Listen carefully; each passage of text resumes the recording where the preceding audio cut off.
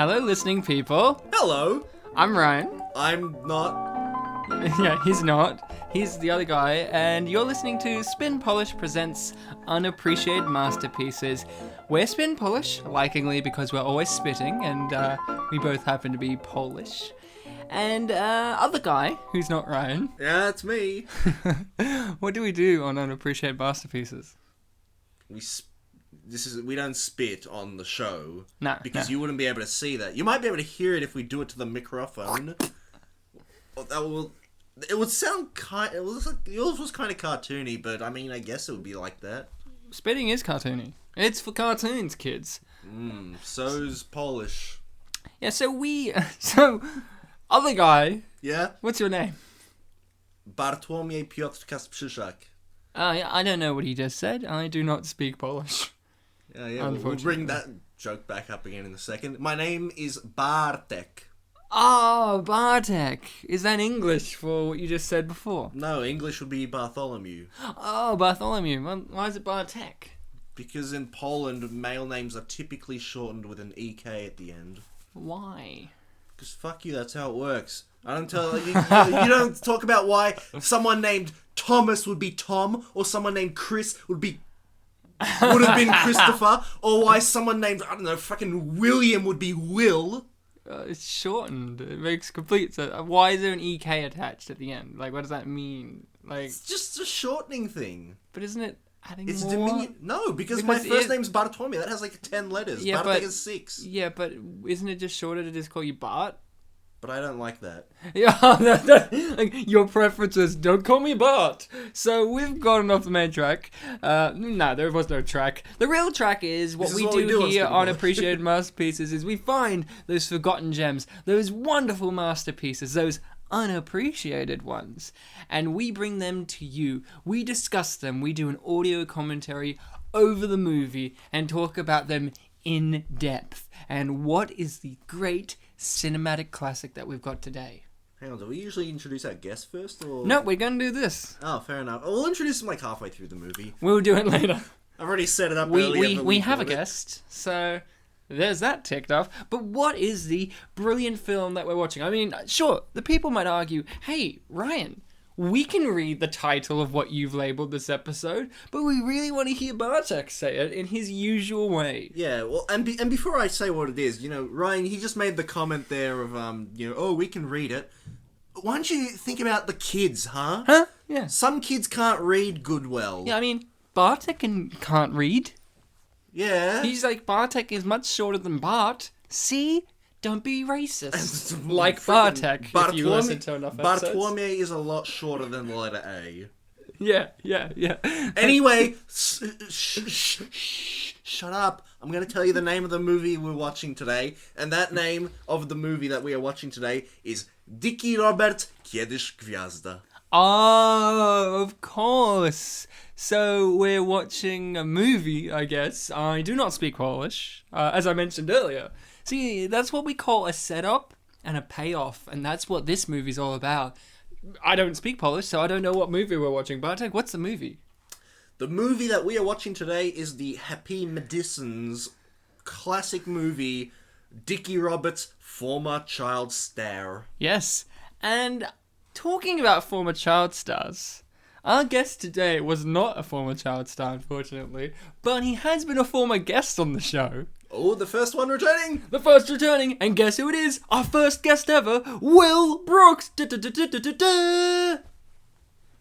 Hi, how's it going? I'm Will Brooks. I'm the guest. I was foreshadowed earlier, and now I'm here. Yes, Will Brooks is like a shadow. Very much like a shadow. He's flat and black. There you go. See, Bartek, I was racist this episode. There you go. We've all come around. So, yes, Will is our first returning guest. Again, not Polish. We have yet to have a Polish guest on. If Polish people are listening, which, according to the website, 6 Polish people have listened to this show, come on, let's talk. In Polish. I won't understand what you're saying.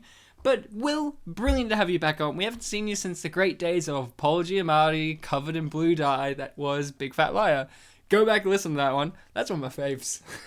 But this movie, Dickie Roberts. Let's talk about this movie. Had either of you guys seen it before? Nope. No! I had not seen it. Yeah. Will? No, I was not familiar with this one at all, actually. So you had never heard of it? No, I don't think so. That's how unappreciated it is. Bartek, what about you? Had you heard of it at least before? I might have. When you mentioned, oh, we're doing Dickie Roberts next, I'm like, that sounds like something that exists. Yeah, that sounds like something that exists. Yes, it is a Happy Madison film. So this is our first dip in the toes of the Adam Sandler land. We sort of got a... I'm sorry, I didn't mean to interrupt you, but like I was just going to say, we sort of a little bit got a teaser with Surf Ninjas because it had Rob Schneider in it. Yes, but... See, Happy Madison is owned and run and everything with Adam Sandler, so this is our first little dip in the land and imagination that is the world of Adam Sandler, but we have yet to actually have an Adam Sandler appearance in any of the movies, but don't worry, folks. I know there's someone shedding a tear out there going, Adam Sandler has so many unappreciated movies, what are you going to do his? Well, if you give us a suggestion on the page... That's when we can, huh? It's not that hard, guys. Just type Big Daddy or something. Big Daddy, not Big Daddy. If you type Mr. Deeds, perhaps, you know, or like bedtime stories. Bedtime stories. But Dickie Roberts, this is of course the one with David Spade playing Dickie Roberts, who used to be a former child star. Dickie Roberts came out in 2003 on the 5th of September, which is my birthday. So as a birthday present, I could have seen this movie, but I did not. Don't know what 10-year-old Ryan was thinking. He was probably crying over the fact that he did not see Big Fat Liar. That's just my opinion on the matter. Man, a whole year and you're still crying? Crying tears from my eyes. Yeah, that was my impersonation of you. But it was just so tragic. Of course he would cry for a year. I'm surprised he's still not crying. Bartek is still perplexed that was my impersonation of him. It really wasn't. I was just doing an accent because you do an accent on this show, even though when I talk to you outside of the show, you don't have as much of an accent. I have an accent like all the time? Not all the time, but sometimes you'll be like, oh, the eggs are on my face. Oh, fair enough, yeah. That's Bartek's catchphrase. That'll be on the page. Instead of like spit and polish, it will be at eggs on my face. It's like a picture of Bartek I get in Photoshop, like an egg. Not like a cracked one, but like an egg in its shell. Egg. Yeah. Like an egg still in its shell is just on your face. And you making a hard-boiled egg? No. You know that famous painting where it's like that guy and he has an apple over his face? Like he's wearing the bowler hat and the black suit and whatever? That, but Bartek with an egg. Last week when I made that vampire joke about... I'm not talking about you here, but the Will from Band Slam. I made a joke about like a vampire in an anime, and in that anime, that vampire guy has little sisters that have egg-shaped pins in their hair. There you go. So I could be like them. So guys, we are going to start Dickie Roberts. So if you have the media playing, we are just playing a downloaded copy. So if you have a DVD or something, prepare to get ready. Get it all ready? You got it ready, guys? Because we're going to start this magnificent beast of a Happy Madison production with David Spade in 3, 2, 1, play. And off we go. Here it is, boys and girls. Are we excited? It's exciting to see it again, guys, because I watched this for the... I mean, I've seen this Paramount thing a million times. Yeah, who hasn't seen Paramount? I mean, that's not unappreciated. How many stars are they? Quick. A lot. Oh, fair enough. So, Will... Mm-hmm. You had not heard of this film before? No, I'm... So what were your expectations? Well, I was really actually relieved for the first time in my life to be watching a David Spade film, because when you called me up to get back on the show, I was worried we were going to be watching Flicker 2. Which doesn't have David Spade. No. And what did you expect from the movie? Like, what was your... Like, you were coming in like, oh, it's a David Spade, Happy Madison film called Dickie Roberts, former child star. What was your expectations, and did it live up to it in any way? I was actually pleasantly surprised, because... That's a good review. With Adam Sandler producing, I was kind of expecting more... I was expecting like some fart jokes or maybe some poop jokes or something, and it was... I guess it was actually somehow classier than I was expecting. Yeah, it was really classy because we've got a scene coming up next with Webster beating the living Christ out of David Spade, and that is all class. Bartek, what about you? Did you have any high expectations of this masterpiece, and did they meet them?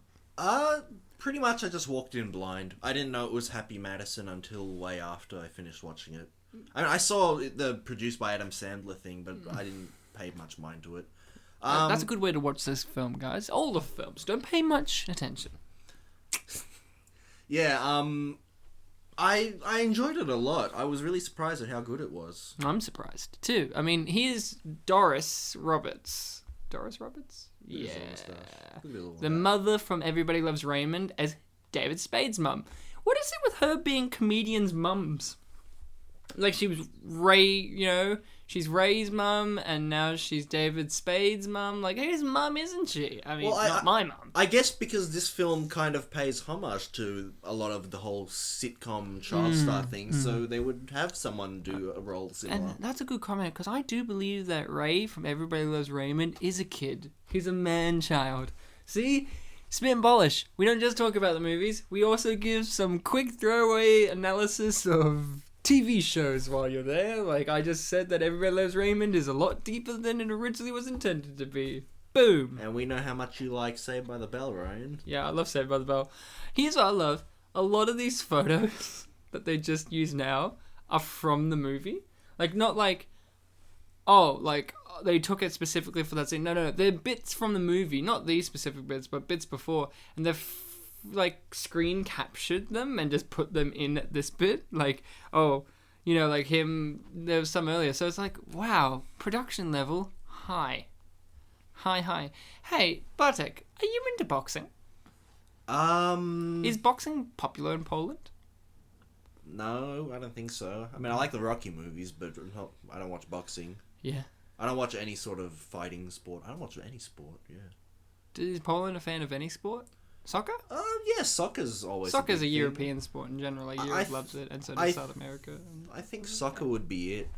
Soccer, that's it. No other games, Ryan. There's no other games. What about... They like rap. They like dancing, right? What's that No, Polish... not really, what? What's that Polish traditional dance where it's like the giant... Like, it's old school. Even I know. Where it's like the giant sticks and like... What's the best way to describe it? It's like... They've got giant, like, staffs or sticks, and, like, one person's holding one and the other person's holding the other, and they're, like, done, like, several of them in a checkerboard-like manner, and the person, people are dancing in the square spaces of the checkerboard pattern, and then they kind of do, like, river dancing kind of esque stuff, and they have to be able to leap up before the people holding the sticks, like, slam the sticks together.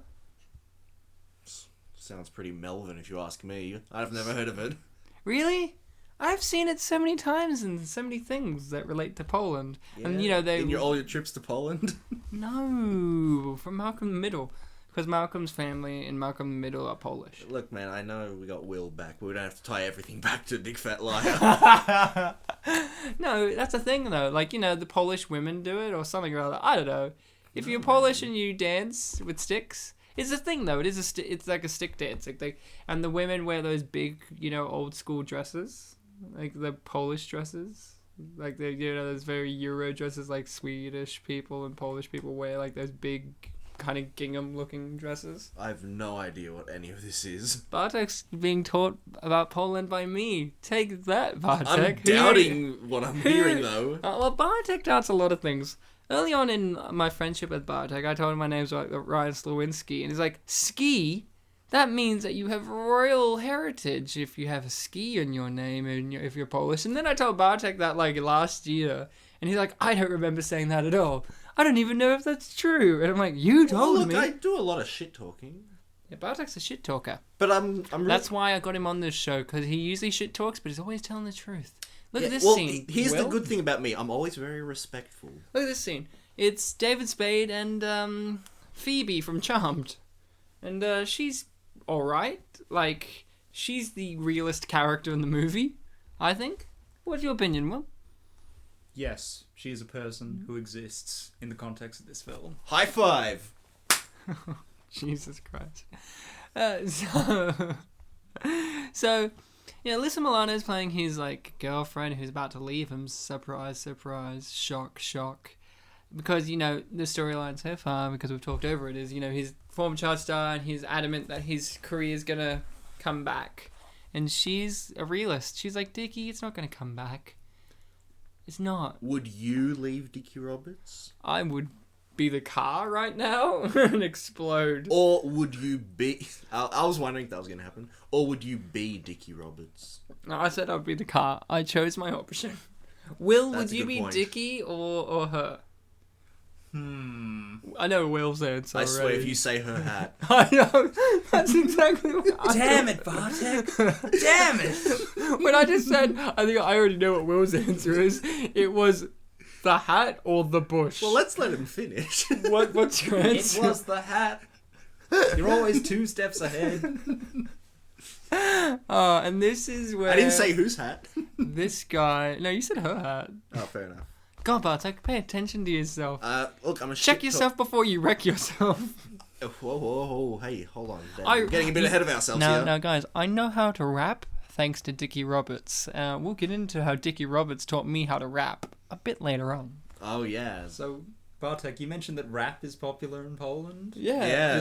Do they do rap battles? I mean, that's sort of a sport in a way. They might. They like Eminem, I think. They like to look like Eminem. Ew. What a gross way to... So you got kind of people calling each other motherfucker. Oh, look, it's... What's his name? Leif Garrett. I don't... He's in the ending. I don't know. He's in the ending? He's at the start, too. Well, yeah, I know, but like the ending has like a significant, nice scene. No, it doesn't. I like how those women were like, nah, get away from me, Dickie. Like, everyone doesn't want him. How sad. It's very... This piece was co-written by David Spade, who is the star here. That's David Spade right there. And, of course, David Spade, you guys know David Spade, don't you? Like, you know all about him. You know, his comedic actor came from Saturday Night Live, and you might know him from such great films as Tommy Boy, or Black Sheep, or Dickie Roberts, or Joe Dirt. And, no, we're not going to do Joe Dirt. Joe Dirt's too good. I mean, for a start... You know, Joe Dirt is one of those films where everybody loves. When I say Joe Dirt to people, I see tears in their eyes because it reminds them of how good Joe Dirt was, and that's a good thing. I mean, look, I live in a world where I did not know Joe Dirt has a sequel that came out last year that went direct to video. I mean, what world are we living in which I did not know that fact? Could that one possibly be an unappreciated I don't know. masterpiece? I don't know. It involves time travel, so I'm guessing not. You know, just saying, I mean, we've only had one time travel movie on here, and I think, you know, we're not going to get any more, because usually time travel movies are appreciated. But no, David Spade, of course, his whole thing, David Spade, is he's always struggled, David Spade, because he was always a member of other things, and he really never was a solo performer. He was always a part of an ensemble, or, as we may know, a part of a duo, which was him and Chris Farley. So for a very long time, it took Chris Farley died, sorry. David Spade a long time to find his own ground and find his own feet. And I think this is the movie in which he does. So I like that coming up, we've got a callback to Big Fat Liar. Yes. And here it is. What, a bully character? No, a person in a car he's really jacked up and muscly, wants to beat up the person driving behind him. Yeah. Oh, He's not in a monster truck though, which is yeah. He's slight And he's difference. not a Turk. Is he... Okay, have you guys seen Grown Ups 2? No, I haven't even No, seen I've Grown not Up seen 1. Grown Ups. Okay, in Grown Ups 2, I've only seen Grown Ups 2. Grown Ups 2, there's a character who has a very similar thing in which someone pisses him off and he writes down their details on his arm like that. And I'm like, so this film even inspired other Happy Madison films. See, multi-layered. Multi-layered. It's learning. I mean, the company's learning. Yeah. Of course, we haven't talked about who his agent is. Do we all know who this man is? Yeah, man, Sydney. Thanks. Do you actually know who he is, though? He's not Melbourne. No, he's not Melbourne. Will, do you know who this lovely man is? Now, you may not recognize his... Hey, let him answer. You may not recognize him because his voice is different in this. The answer's no. Please to inform me, enlighten me. His name is Jon Lovitz, and he is the voice of Artie Ziff in The Simpsons. Really? He's the voice of Jay Sherman. He is in most Adam Sandler movies. What's an Adam Sandler movie you've seen? Big Was that Daddy. directed in what's the last Adam Sandler thing? 50 First Dates is the last Adam Sandler film I saw. I'm pretty sure he's in 50 First Dates. But you've Was seen... he the walrus? Yeah. Have you seen Little Nicky? No, I haven't seen the Mickey. Have you seen Little Nicky? No, I haven't seen. Is that also an unappreciated No, masterpiece? no. Am I depriving myself? No, but Jon Lovitz is of course famous for having he has a very flamboyant voice, but he always plays highly sexualized characters and perverts usually, and if not that, he always plays arrogant characters. But this is the first movie in which he actually plays... This movie certainly does have those, but it's not him. It's not him. This is the first movie where Jon Lovitz plays a selfless character. He gives everything up so that Dickie can win. And here's the thing. How much older is he supposed to be than Dickie Roberts? I didn't really think about it. He said he's been his agent since he was a kid. So that must mean he's like 20 years old, like 15 to 20 years older than him. That's incredible. Yeah. So, Will, do you want to talk about this scene? I don't have too much to say, but as soon as he said where we're going to find some celebrities and went to Alcohol Anonymous, that got a chuckle out of me. That was my first, that's a chuckle of the movie. But isn't your favourite actor in this scene? Oh, it's coming, but you just want to wait. Oh, we've already seen Right there it is. There's Beautiful. It is. There's George of the Jungle himself. There's the guy from Bedazzled. I love Bedazzled. I saw it once. Oh, I love it. It's never going to be on this show because it's actually like It's appreciated. It's far too appreciated, and it's way up there. But you should check it out. I love Brendan Fraser in Blast from the Past. Have you seen that? Nah, man. I think Bedazzled might be the only thing I've seen him in. Oh, come on! Wait, have you seen haven't The Mummy? Have you seen The Mummy? I've seen my mummy. I've seen your mummy too. And Yeah, you've seen Ray's Mummy as well. but no, Brendan Fraser, great comedic actor. I love Blast from the Past. Just check it out. It's like he was born in a fallout shelter and raised with 1960s, like early 60s, late 50s mentality. There it is. The common thing. Everyone calls him like Brendan Fraser, and it's like, no, it's Brendan Fraser. Yeah, that's damn right.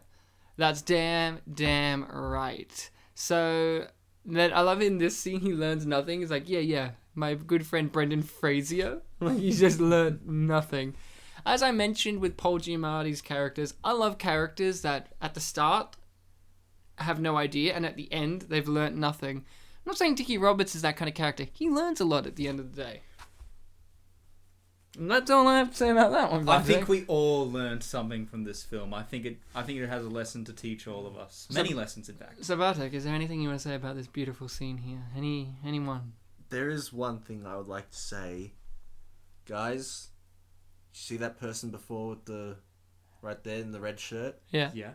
Do you happen to know that, my friends, is Dustin Diamond, who is well known for playing a character in a TV show called Saved by the Bell, and the character's name is Screech.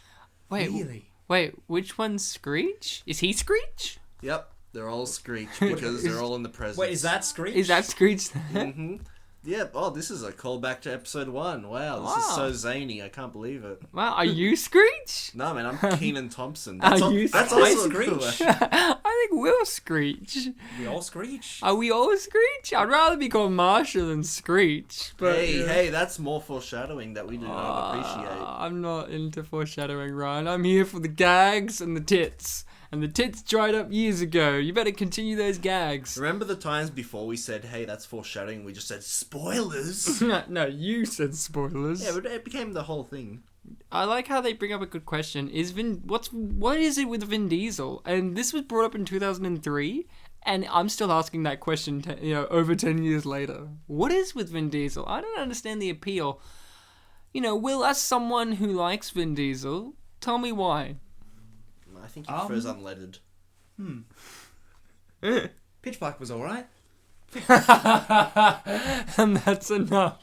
What more do you need? Pitch Black was alright. Chronicles of Riddick. There was some dialogue issues, and I'll leave it at that. Riddick? I haven't actually seen that one yet. Well, you have not seen enough. Is it an unappreciated masterpiece? Of Is all that the a Vin no? Diesel movies, I would do like Triple X or something. He was in one of those, right? I saw Fast and Furious 3. I don't know if he was in it.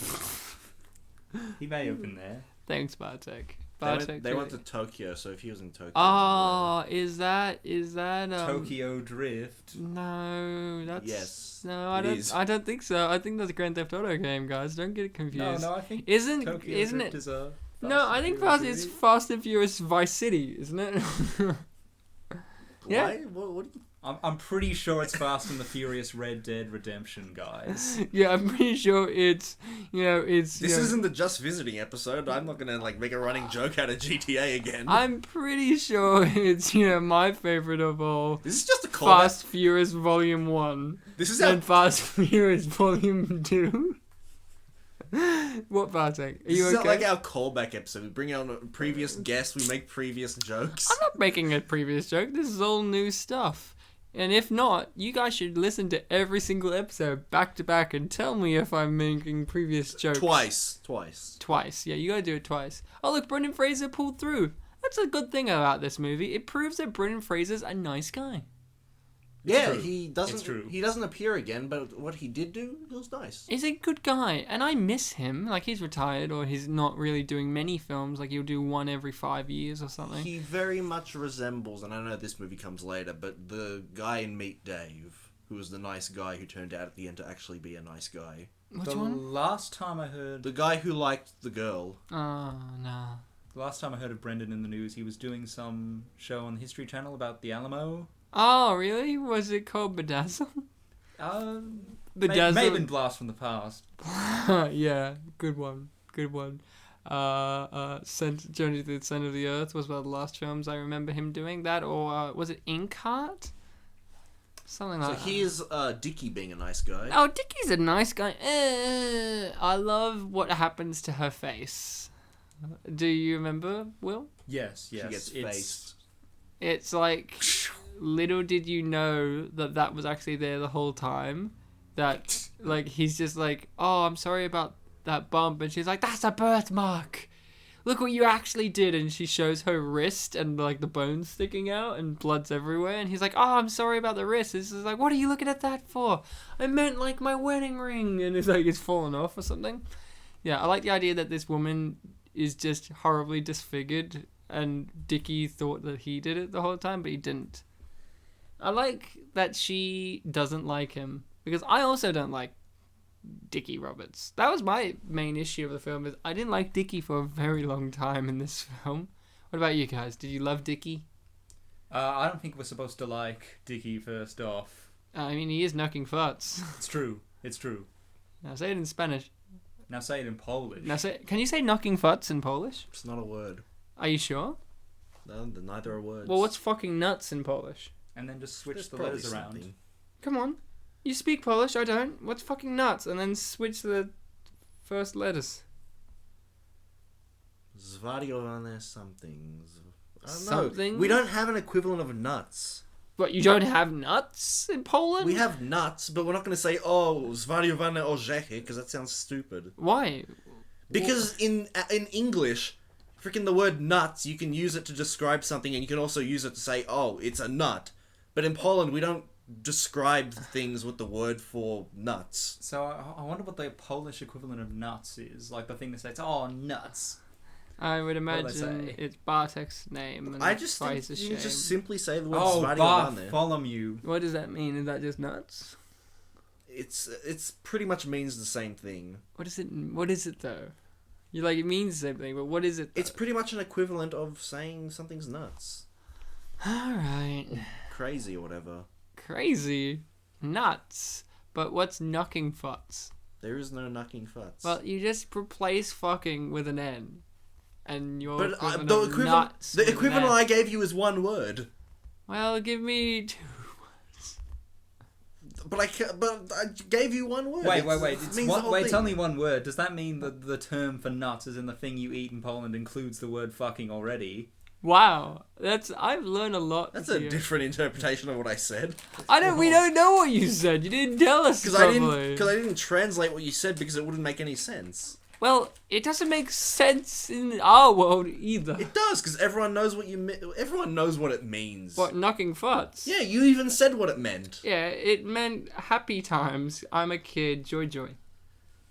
This isn't Ren and Stimpy. People would understand it. If you went up to someone on the street and said, "This is knucking farts," they wouldn't understand what you're saying. I can actually. If I walked up on the street and said to your child, "You're knucking farts," they would be like, "Thanks, I love Dickie Roberts." I mentioned Ren and Stimpy. Actually, after I saw the movie and I looked up like trivia, and Will, actually, you mentioned it to us as well. I actually did find out that a skit in Ren and Stimpy was referencing the company that made the Slip and Slide. Oh, yeah, Will. I know we're skipping ahead to the best bit of the movie. Guys, spoilers. Do you think we should go there now? Yeah. Hey, Ryan was the one who wanted you to What if say we it. hit that point? We'll hit that Then we point wanna and then talk we about can it. repeat it and then the listeners can listen early on again and tell me if... Yeah, we've better than repeated. listening to you scrunching up that rap, huh? Jesus. Yeah. Don't I'm wanna hear surprised that didn't make a noise. What's it gonna make? It's like a jelly snake and you're waving it in front of a microphone? I'm eating What's jelly my- snakes because Bartek still confused me about knucking farts in Polish, so I've just given up. Look, end of story is that there is no equivalent of saying this little thing which you eat is a description of something. How do you say snake in Polish? Do they have lily snakes over there? I believe the word for snake is mózg, regardless of whether there is a snake in Poland or not. So you're eating some jelly mousks. What's jelly? Oh, jelly. Galaretka. So can you combine the two phrases as jelly snakes? I think you would just not call it a snake. Just say, oh, Jesus, what? I think what? Well, we don't have to call it a snake. We can just call it jelly lang. Stop the episode. I gotta think. All right. Stop. While he's thinking, I had a moment before. Yeah, I give up. When I watched, yeah, he always does. I watched this last night, and I'm like, wow, he's paying them all of this money, and I forgot how he got the money. I thought, like, oh, that $100 that he got at the poker table from the guy from the Brady Bunch is sure paying for a lot for a month. And then I'm like, but Dickie's not rich. But then I forgot that all along he sold his autobiography for like 30 grand.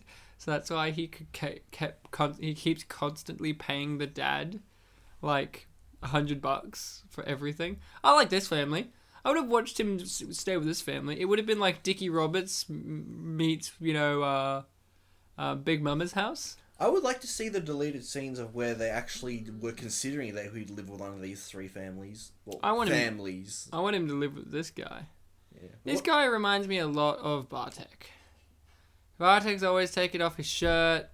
I did it once. He's And always... we were painting. It was justified. Bartek, are you sure your shirt's on right now? Yeah, Because it looks Bartek's- pretty off to me. Dude, Charlie Brown is sitting right here in your face and you're Bartek, thinking we it's my know body that you hair. comb your chest hair to look like Charlie Brown. We get it.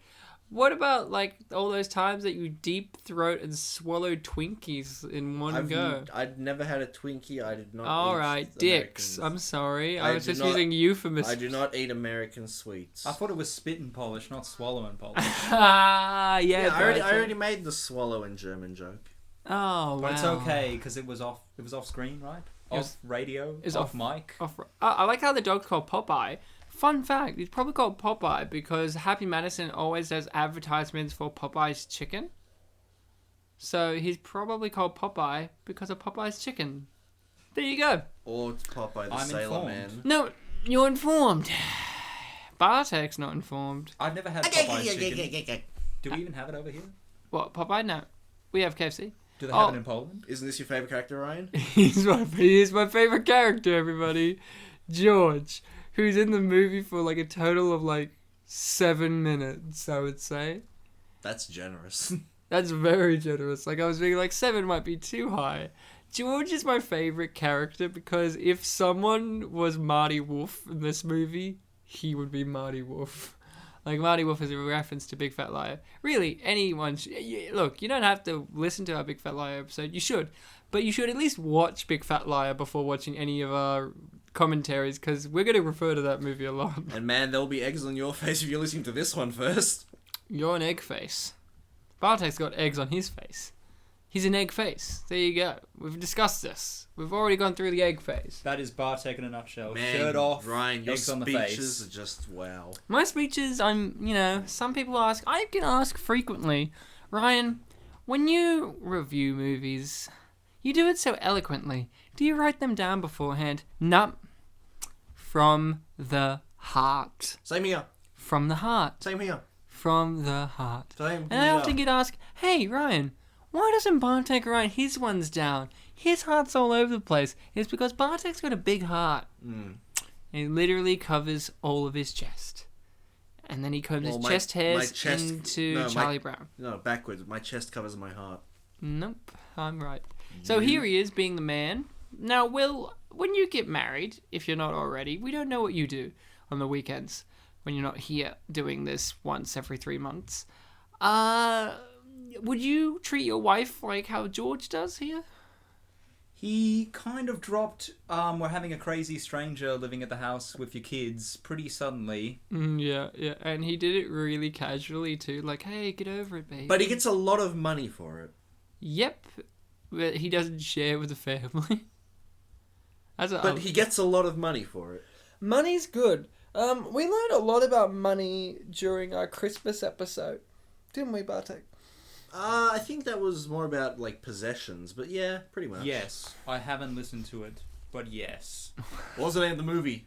Yeah, exactly. It was, It was Blackout at Christmas Special. Yeah. Wasn't it, Will? Yes. No, it wasn't. I was lying. I tricked you. No! I'm tricked. No, that's not my name. My name's Ryan, but I felt tricked. I'm the other guy. Oh, wait, I already said my name, so that joke's expired. Just like Man. Big Fat Liar. But you like that movie. I love it. But it's no longer 2003. We Well, can't that appreciate... movie was 2002, so it's alright. Yeah, but I was still crying in 2003. Oh, right. Jeez. So, Sydney is the name of his agent. And, yeah, he does it... Jon Lovitz does a different voice in this movie. He does, like, this old-time Hollywood voice. Like, Jon Lovitz sounds kind of, you know... He sounds like this. Like, my name's Jon Lovitz. But in this one, he's like, here you go, kid. Off you go. You know, he does this very kind of, oh, yeah, you know, blah, blah, blah, blah, blah, blah, blah, blah. Like, you imagine he's been smoking a lot of cigars. Like, that's his character. And that show's like, I smoke cigars. Your Yeah. impression was very Australian, though. Yeah, well, I'm not Jon Lovitz. I can't be Jon Lovitz.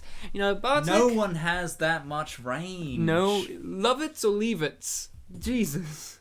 What? I'm sorry, we can't all live up to his standards. I'm so sorry, I mean- Bartek. He was in the Benchwarmers.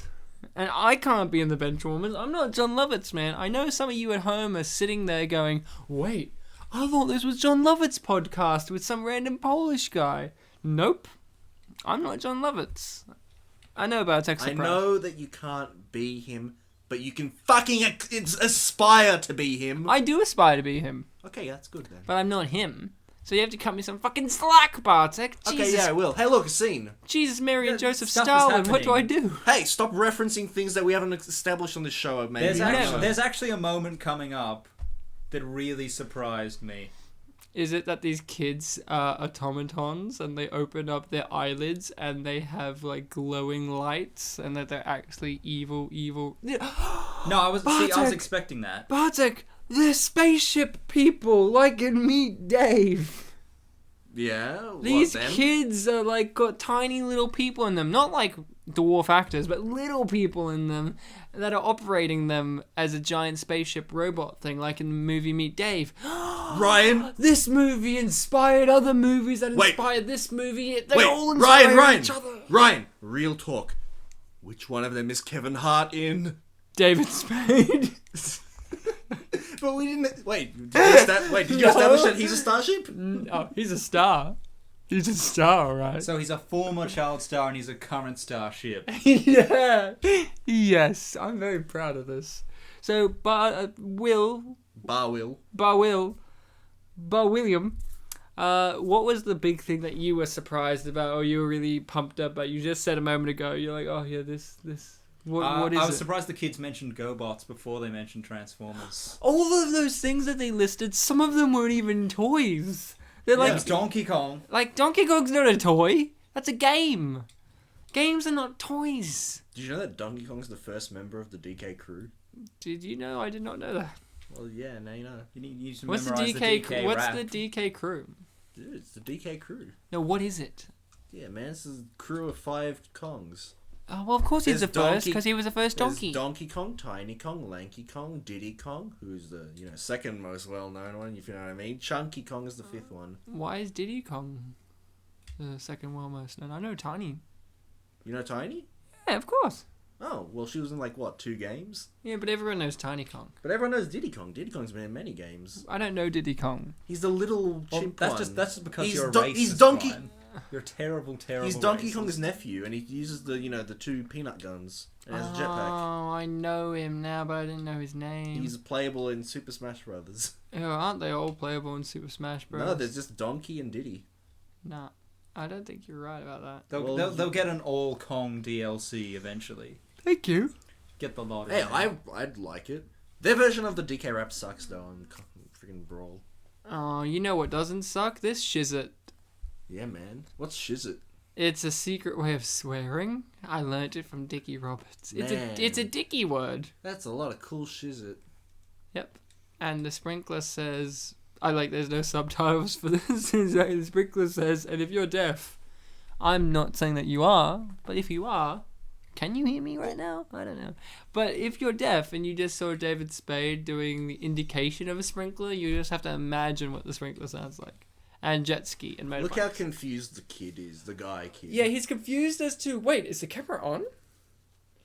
Look at his eyebrows. Though. So I told you guys this off camera, but I'll say it now. We don't have a camera. Oh shit, dude, I'm inconsistent. I made a mistake. Now get out of here. I'm gonna have to start it all over again. When our show goes Welcome to Spin and Polish. I'm Ryan, and there's no other guy, so I guess it's just Polish. What about me? No, you've been kicked out because you fucked up. Damn, when we're on IMDb, that'll be in the goofs. Yeah, that'll be the goofs when Bartek. No, just Bartek. Like, that's it. Like, goofs. It's just Bartek. Whoops. Like, Bartek's, and then, like, in the trivia, it'll be like, fun fact, Bartek's racist. Yeah. And then it'll be like a okay. little picture of you looking grumpy at the idea that I've mentioned that so many times. Okay, I'll start again. When we were off stage, I told We're you... not on a stage. Oh, I gimped fucked again! up again! Oh. Wait. I got an idea. You know how when actors on stage can't make a performance or they're sick, they have an understudy? Yeah? Will, you're his understudy. Bartek can't do it. You have to explain what Bartek's trying to explain. Did you know what I was trying to say? No. It's what he got up to last night. My circumstances of watching the movie. Alright, guys. Last night I watched the first about 40 minutes of this film. It was like and then 70. I had to go first 70 minutes of this film. It was and I had to 72. go to a horror night where I watched 4 other films, one of which, Eight-Legged Freaks, had the kid from this in it.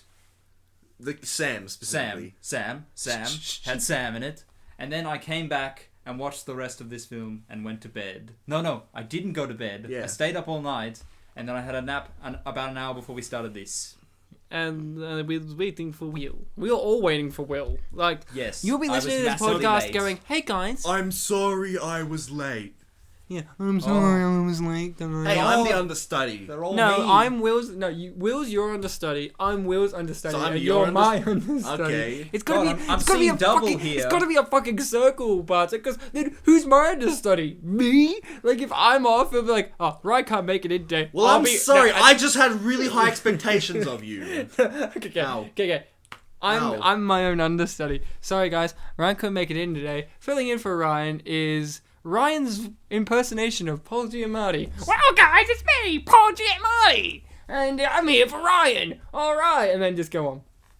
And that would be the whole. Could you imagine the whole show if we Will, I was saying, for you guys out there, you guys are wondering, hey, you guys aren't talking about the movie as much as you usually do. That's okay. We're a bit excited. Bartek had a nap. I had soup. Will got here incredibly late, like an hour and a half late, nearly. No, just an hour late. We'll give him that. No, an hour and a half. And we're all a bit excited. And Dickie Roberts gets my veins pumping. And that's why we're all a bit giddy here, because we're seeing David Spade's long blonde hair going, I wish I could have that. Look, there is a very simple thing we haven't said about this film that I think we just assumed that you knew this, so we'll just point out this movie is a comedy film. Yes. So we very much get inspired to make our own comedy, and that's why we're so fucking funny in this episode. I like how you think we're funny. It's hard to reach the level of David Spade's comedy. Yeah, David Spade is very high level comedy. I mean, look at this. Look at this scene alone. I'm ecstatic. You know, I can't even. I'm about to cry from how good it is. Like, look at him thrusting there with children looking at him like that. Oh, tears roll down my eyes. Like, when I asked Will if he had, like, I asked these two guys, oh, did you see the movie and did you shed a tear? You know, Will, you know, did you shed a tear? I cried on the inside. And Bartek, did you shed a tear? I did shed a tear about a few hours ago, but not quite at this film. Oh, what did you shed a tear at? Was it being knocking futs? No, it was actually when I was napping in the other room. Oh, why? Because you're so tired? Yeah, I was so tired that, like, someone made a, like, banging sound in the kitchen or something. I thought they were knocking on the door. As soon as I opened my eye, a tear rolled down my So eye. Bartek was "What the crying hell?" because it's like, my nap has been interrupted. Wait, guys. That's knocking futs? See that pineapple cup he's drinking out of? That's not a pineapple for real. Is it? No, but like a fake pineapple-looking cup. Yeah. I think I actually know the restaurant that's from. I think it's from a burger joint in Hawaii I've been to. What? You can get those special cups, and he goes to He Hawaii. goes to Hawaii at the end of the movie. Like, he doesn't. Spoiler alert, he's supposed to go, but he doesn't. My God, Will, you've cracked Dickie Roberts open like the maggot-infested sandwich that it is. Unless it's a dream sequence or something. This isn't a dream sequence. And Adam Sandler goes to Hawaii all the time. Adam Sandler does go to... My God. It's all coming together. It's like a tapestry.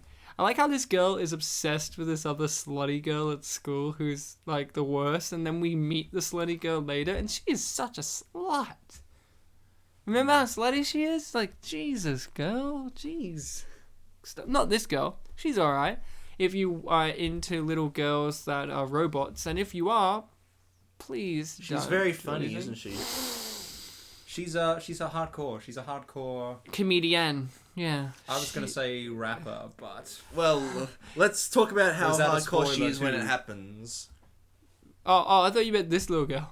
Yeah, we are talking about this girl. Oh yeah, she's like, you know, she's like up there with Joan Rivers and how funny she is. Could you imagine if this girl had the voice of Joan Rivers? You know who Joan Rivers is, yes, right? I could see that. I could see that as a possibility. Yeah, she's like, it's me, Joan Rivers. And then my Paul Giamatti was like, what are you doing? And I was like, calm down, guys. And then Bartek's Orson Welles voice just pops out of nowhere. Jesus. Hey, I saved that for special moments. Yeah, we did a podcast with a friend of Bartek's, and Bartek's friend was like, oh, do I get, please do it? You're like, if you're good, and he never did it. And it's like, well, I guess that guy wasn't good, and that's why he's not on today. Will is. Yeah, well, Reese gave the movie 2.5 out of 5, and I thought that it was a bit too low. I'm upset by his rating. So he didn't appreciate the unappreciated masterpiece. Hey, look, a spider. How do you say spider in Polish? Pająk. It's really funny because if you like, if I showed you how to spell it and you tried to pronounce it in English, it looks like pajonk. It's less scary when you call it. And do we have a specific one? Do you have a specific one for tarantula as well, or does just spider cover I it? wouldn't have a clue. Just tarantula? I might be that with a Polish accent. So, I don't know. Bartek, do you have nightmares? I think I had one the other night. But your nap today was nightmare free. Yeah, I didn't fall into that Not deep a sleep. tear-free, though. I didn't fall into that deep a sleep. Do you have nightmares, Ryan? I don't remember my dreams, actually. Like, I Oh, wake that's up right. and there's, like, nothing. No memories of them. I know I have them. Everyone has them. But I don't remember But mine. do you know if you have nightmares? No, I don't know. No, I don't think so. I don't really. I remember I've had nightmares in my life, but not, like, recently or anything. No. Will, do you dream? Dreamer? I was a dreamer. I don't remember my dreams typically. The last dream I remember was a little while back. And all I can sort of remember it was Jeff Goldblum had released a cover of Uptown Funk, and I believe that. And that's the only thing I remember from the dream. I didn't actually hear it in the dream, but that was a thing that had happened. See, Will, I believe that Will is like, I don't remember dreams. What he's thinking of is Will doesn't remember life because life for him is a dream. Like, right now, this is a dream. Like, we're all in Will's dreamland, and when he wakes up, like, it's what we consider to be dream worlds. I like to imagine that you just have dreams about Will being like this amazing mythical figure. So just like reality. Just like reality. Yeah. I can't imagine, like, look, guys, I know you guys are like, I don't know, Will. Calm down. Here's the best way to describe this mad motherfucker here. Yeah, I said motherfucker. Hey, don't call me that. I'm not calling you that. I'm calling you sick cunt. We're not Polish. We can't call each other motherfucker here. Well, actually, you guys are Polish, so yeah, continue to call each other motherfuckers. No. Will, I best describe you, Will, as... I don't know if you've heard me say this before, but I describe Will as... Speaking of motherfuckers. Motherfuckers, yeah, this guy was a fuck their mum, and I agree. But no, Will... one time said to me, I wrote this, like, I was writing this, and I came up with a funny idea for it in the shower, and then I was like, I can't imagine Will in that situation. Like, I can't imagine Will having a shower, sitting at home, eating food, like, doing normal, mundane things, and then someone's like, what does he do? And I'm like, I imagine that Will just hovers in the air when he goes home, and he just, like, emits, like... a beam of light out of his body, and that's like my idea. It's like, well, it's like, I don't think Will sleeps. I think he just, like, you know, ascends into the clouds, and that's my idea. Now, Will, please tell us this story, because we didn't tell it before. Alright. The company that makes the slip and slide that's being depicted right here on now, they're called Whammo. And Whammo! Whammo were very displeased by the appearance of the slip and slide in this film, because they didn't ask for permission, and they were worried it would promote unsafe slip and or sliding, so they sued them for this film. Did they win? It was settled out of court. You know what's really ironic about that? This movie is all about, like, you know, they don't state this, but, like, finding your inner child, like, embracing childhood. And they come in out of nowhere and bring out this whole legal lawsuit shit. Yeah, defeating the purpose. It completely defeats the purpose of the film. Look at this, he's dead. No, he's not, look. Dead. So, okay. Can you believe someone sued, like, someone from the slip and slide people sued them? Well, what was their thing? That they were worried that people would misuse it, even though they showed how bad it was that he misused it? Yeah, exactly. Like, Will, how about you be the lawyer for... I'm actually looking forward to this now. Will, you play the lawyer from the slip and slide people. I play the judge, and Bartek, you play the lawyer for Dickie Roberts. Okay, the defense attorney. Yeah, your defense, your prosecution, I'm judge. Alright. Alright.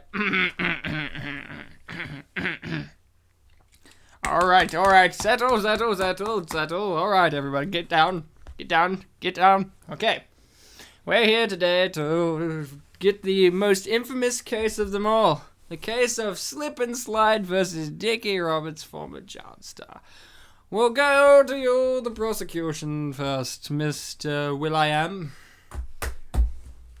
Hi everybody, I'm your representative from Whammo. And look, this Dickie Roberts film, it's an absolute box office smash. It's destroying records around the world, and kids all over the place are watching this. Now, Adam Sandler, when he was producing this film, did not inform my company, Whammo, that they were going to be using this slip and slide, and we never would have gave them permission if we knew it would be used so recklessly. People look up to David Spade. He is an icon. So the film needs to be more clear of the dangers of misusing a slip and slide. Very moving. I'm deeply moved, and I have slipped to the other side. Now, I would like to hear the defense from Mr. Bart. Well, representing the side of Adam Sandler, I'm going to tell you that we worked really hard on this movie, and we wanted to, embrace the whole aspect of childhood. And, we thought we would put in it. It's like, you know, the one that goes, the sprinkler goes, oh, that wasn't on the toy. It was just a joke that we had in the movie. But, you know, it had the cow that goes moo and the chicken that goes... Saddle. Where's Mr. Bart? I did not ask for Bobcat Goldthwait to be the defending lawyer. I'm the person from that Adam Sandler Hanukkah movie. Oh, Whitey. Yeah. Whitey! I didn't know it was you. Yeah, I thought I'm it was... representing Happy Madison. You sound like Bobcat Goldthwait from the Police Academy movies. I didn't realize that you were also not Bobcat. Oh, Whitey! I love Whitey. If you haven't seen 8 Crazy Nights and the character of Whitey, you should really go see it. Now, hold on, Whitey. You've made a moving defense, but I'd like to hear from both of you one last statement. At the same time? No, calm down. Now, Mr. Will.i.am from the what company was it again? Do you want to mention it? Whammo. From Whammo. Give us your final statement. Convince us here today that Dickie Roberts is a crime against your company. It's one thing to make jokes about doing cocaine, but misusing a slip and slide, that's another level. Childhood spirit or no childhood spirit. Moving. And what about you, Whitey? Well, I didn't actually finish when I was talking with my rebuttal to him. I just wanted to say that we embrace childhood in Happy Madison. And, you know, we wanted to use the slip and slide as a toy because all kids have a slip and slide. And we didn't want to hurt Whammo or anything like that. Oh, look, we're very sorry. Okay. Now, with the defense here today, I think the ultimate decision, as a judge here in 2003, of course, I think my decision is that Whammo is in the right. We here today have decided as a jury, as a court, that the punishment shall be that Dickie Roberts, former child star, is now an unappreciated masterpiece to be forgotten by society except for those few Polish gentlemen and guests that will find it over 10 years from now and talk about it in an in-depth analysis, audio commentary in which they do a really weird-ass skit in which a judge, that is me, talks to you about what we should do about this slip and slide incident. Thank you very much, ladies and gentlemen. You may go out for recess. Well, that was really emotional, guys. I can't believe we somehow managed to get the audio recordings from the court case back in 2003. Just hearing that makes my throat feel on fire. Yeah, I'm emotional. So look, he's in a stroller. No, Will, this is also imagine how you drive. What? Like, I imagine Will has like a stroller, but with like an engine, and he has like a steering wheel that's like his car. Oh, you know who she is? Have you ever watched Ferris Bueller's Day Off? I saw like part of it, yeah. Have you ever watched Planes, Trains, and Automobiles? I have twice. Yeah. She's the chick at the car place that's just like gobble gobble. Like, she's the one that Steve Martin goes, I want my fucking car right fucking And she now. calls security on him. No. Is that it? No. She doesn't call security. She just goes, oh, okay. Do you happen to have your receipt? And he's like, no, I threw it away. And she's like, oh, that's terrible. Why? You're fucked. And then you just see him leave. And he's just like, oh, fuck. Yeah, she is an amazing comedic actress. Not as good as one might think, because Will was so moved by her performance. He was looking at his phone. What's happening, Will? What's happening on your phone? Nothing, it's actually off. Oh. I was just making sure. Are you being a teacher or something, Ryan? Yeah. Like, if it's something you can look at in class, you can share it with the rest of the class. Alright, let's do a reenactment of a class talking about Dickie Roberts. I'll be the teacher, you be the kid who got caught, you be the narc. Can I be Whitey again? No, Bobcat. No. I like how that guy took the camera. He's like, thanks. Like, I gotta look at those dick pics. Oh my god. Is Dickie Roberts the inventor of the dick pic? That is where the name comes from. Dickie Roberts, inventor of the Dickie pic. I'm moved. My throat's still on fire. On fire, eh? Yeah. That's another callback. Yeah, to fire, said in a stupid accent by Bartek, who It does wasn't accent, it was just weird pronunciation. Yeah, your accent. Oh, no. Martin! Hey, Tim. This is the scene in which it's like, oh, he's back again. Like, oh, the dad's actually in the movie, and you're like, oh, he's a car salesman. He did say a line about it before. But this scene sets up like he's going to do something, like, with Dickie, and then it literally goes... Commercial. But then it literally goes nowhere. Yeah, it's really weird. Like, at the home, he's always talking about, like, oh, you do what Dickie says because, you know, he's paying us a lot of money. And he's like, hey, Dickie, come to work with me one day instead of doing that thing you want to do. Yeah, instead of doing the thing, I want to exploit you for all you're worth, basically. Yeah, and that's the big thing about Dickie. Like, he's always been exploited. So here's the thing. Dickie's paying them. So does that mean he has to pay Dickie for the commercial? So he's just losing money. Like, he's making no money if he does that. No, I think he'd have to make money from the commercial. No, he would in return. Like, the idea, but for the moment, he would be losing money. Like, I guess it's like you have to invest in your future. And that's the part of money making.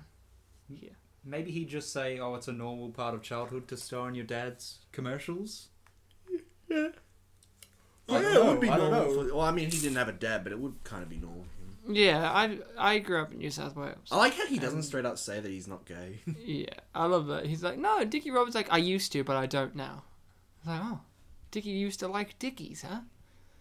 No, I was in New South Wales and they had like a car dealership place where it was father and sons, and you always saw like each son, and then like eventually, you know, you get to the point where they've all grown up now, and this is so weird because it's like I remember them when they were like, you know, 10 years old and they were little, and now they're like full adults and they're doing it, and the dad's no longer in them and shit. Like, and then when they have a son, do they team up? With the baby and everything? Yeah, probably. Oh, here it begins. Now, for you guys out there who don't know what Bartek looks like, imagine David Spade in this scene where he's got like the dyed hair mess with the stain on his face and everything. Imagine that, but shorter and with a beard. That's what Bartek looks like. I don't have the stain. Oh, okay, sure you don't. Well, there's another huge difference. David Spade is wearing a shirt. Yeah, and he does have little streaks of blonde in his hair. That's not me. I'm just all brown. he's all brown. And I think mine's a bit lighter than that. No. No, it is. It's not that dark. No, it is.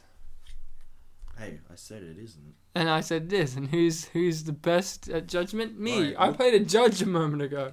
Look me in the eyes. I said it's lighter. It's not. It's lighter. No. Well, you're got light hair. Will's got lighter hair than you. Well, I'm not comparing myself to. I'm Well, comparing myself to David Spade. And yours is dark. Has the same darkness as David Spade here. On the Facebook page, we're going to put a picture of you and David Spade next to each other, like who's who. We should just put a photo of ourselves. Will there be No. eggs on either face? Yeah, on Bartek's and David's face. And then it'll be like which one, who's who. And people will guess that David Spade's Bartek. And they're like, oh, his hair looks dark enough. Yeah, maybe I'll get into Grown Ups 3. Oh, could you imagine if Bartek got into Grown Ups 3? And it would be like, oh, there's Bartek in Grown Ups 3. What's he playing? Oh, he's playing, like, Steve Buscemi's son. I knew it. Because That was a good joke. He's in those movies. It wasn't a joke, it was a statement. I reckon out of all the characters, you'd play his son. Or Kevin James's son. I would play the handsome guy's son. Steve Buscemi is a handsome man. You got it right.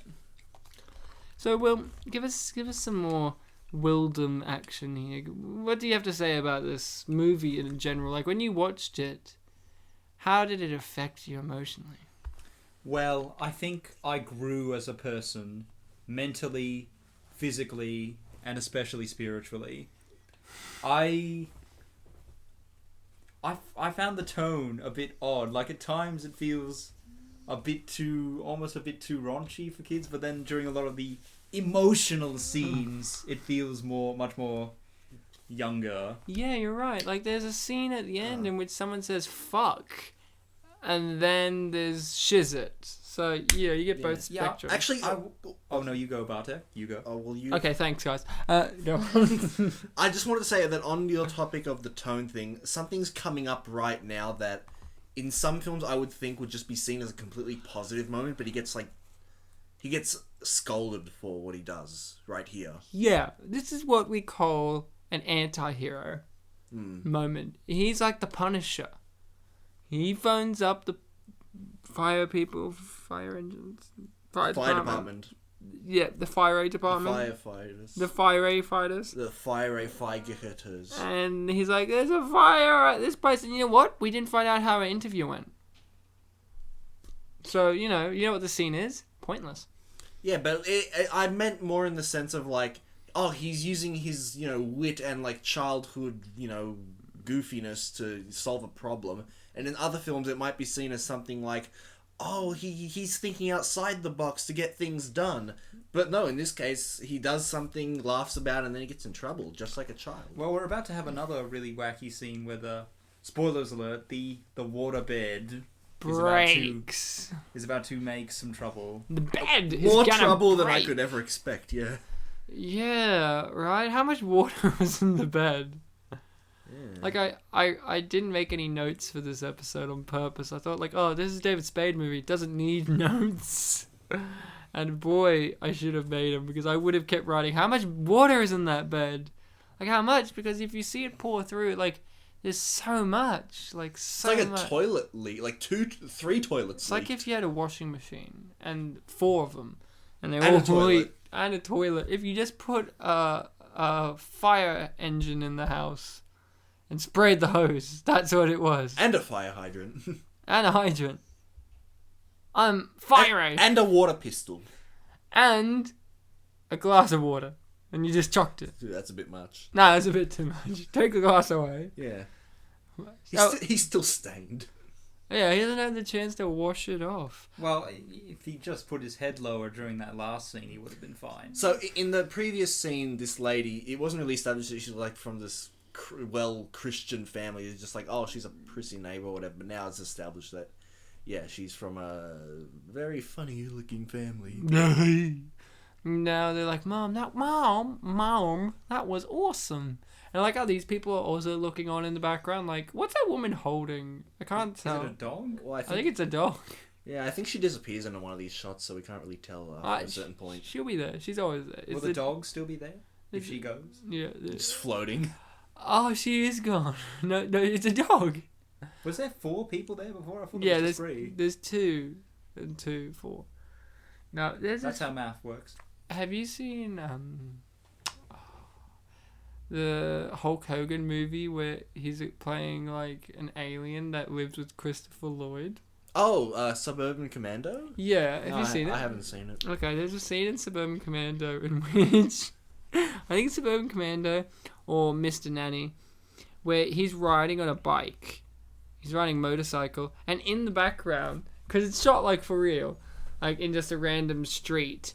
In the background, you just see this guy, they're like near a pier or a river. You just see this random dude throw a dog into the water. And it's like one of those things, those mysteries of film, where it's like, what the fuck was going on here with him? Like, did these guys accidentally catch someone murdering a dog? Because people do that. People throw dogs in rivers and they die. Well, so they can learn how to swim. No. It's like you toss a lion off a cliff. Yeah, Mufasa! Long live the king. Dude, he should have learned how to swim. Yeah, swim hooves. Yeah, but the Lion King was a reference to Tekken. Go on. Because the whole story of Tekken started when Heihachi threw his son Kazuya off a cliff. Oh, and that Lion King stole that, did it? Mm-hmm. But you know what Tekken stole that idea from? This reference right now in this podcast. Oh, it's like a time traveling thing. So yeah, it's like how Dickie Roberts inspired All About Eve. So some kid here named Namco is listening, and then he's gonna go back in time and make Tekken. I gotta. Whoops, I'm yawning. I know I'm boring, but come on. Yeah, I got a message for that kid. Fuck you! Put my name on the credits. I like Tales of Graces though, but like, don't steal from us. Yeah. You're gonna break poor Namco's heart. Devil Rabbit, Devil Rabbit, Devil Rabbit. It sounds like an awesome band. Like the Devil Rabbits. I'd play that band. Like, oh, it's the Devil Rabbits. Ryan, they weren't in Band Slam, so I don't know about that. It is true, and they don't bend it like Beckham. Devil Rabbit, Devil Rabbit, Devil Rabbit. Yep. And now they're gone. Like, they've already moved in, like, 2 hours. Well, that's the devil, man. It's a real threat. Like- We haven't mentioned Thunderpants yet. There we go. Farts. That was a good one, Ryan. I liked As it. Will mentioned before, this not just this scene, but this film is emotionally packed. And that is not usual for Happy Madison. Happy Madison has Has Mr. Deeds, man. emotions. You could say Click is one of its more emotional films. But Happy Madison's usually just more about the gags, more about like, oh, here's a bunch of dudes having fun being dudes. Wish I was cool as these kids. Yeah, and this movie is filled with lots of emotional scenes, and that is why it is so weirdly paced, and it's really well done. Really well done. Like, I like how it's done. Like, there's no distinct fart jokes or poop jokes, which is very lowbrow humor, but very common. And yeah, there's physical comedy, like this whole sequence in which David Spade should be dead. But it's not what defines the film. Like, the comedy isn't physical comedy film. Like, it's not that. Also, while rambling just now, I just realized that these kids have stained their faces. Oh my god, that one has, yeah. Yeah, Oh, like there's a really? few of them that have done it in honor of Dickie. I did not know that the first time round. Thanks, Dickie Roberts. That's a little touch that someone made. Someone was like, oh, that kid should have brown shit all over his face. In honor of it's such a Dickie. rich film visually. There's so much Oh, he's to see every dead. time. So, to bring up the other thing that got introduced in this scene, the girl, when I watched this, I thought it was going to be like, oh, she's going to be a character for this film now. But nope, she exists as a plot device for Sam to grow courage. Yeah, but she's a character. Look, she's laughing. Mm-hmm. That's character development. Mm-hmm. And she'll Oh, laugh look. again later. Look, foreshadowing. Oh, that is foreshadowing indeed. I am very good at picking out foreshadowing. Do you reckon Dickie likes taller girls? I reckon he does because everyone's taller than Dickie. Look how short David Spade is. He's actually a kid. He's sitting down. No, that's him. That's him standing. He's sitting down. That's him standing. He's clearly sitting down. He's clearly standing. No, he's got a couple of the stilts on from the trailer scene, but unfortunately can only help so much. Thanks, Will. See, this is why I get Will on the show. And also, Will, you haven't listened to the other podcasts, have you?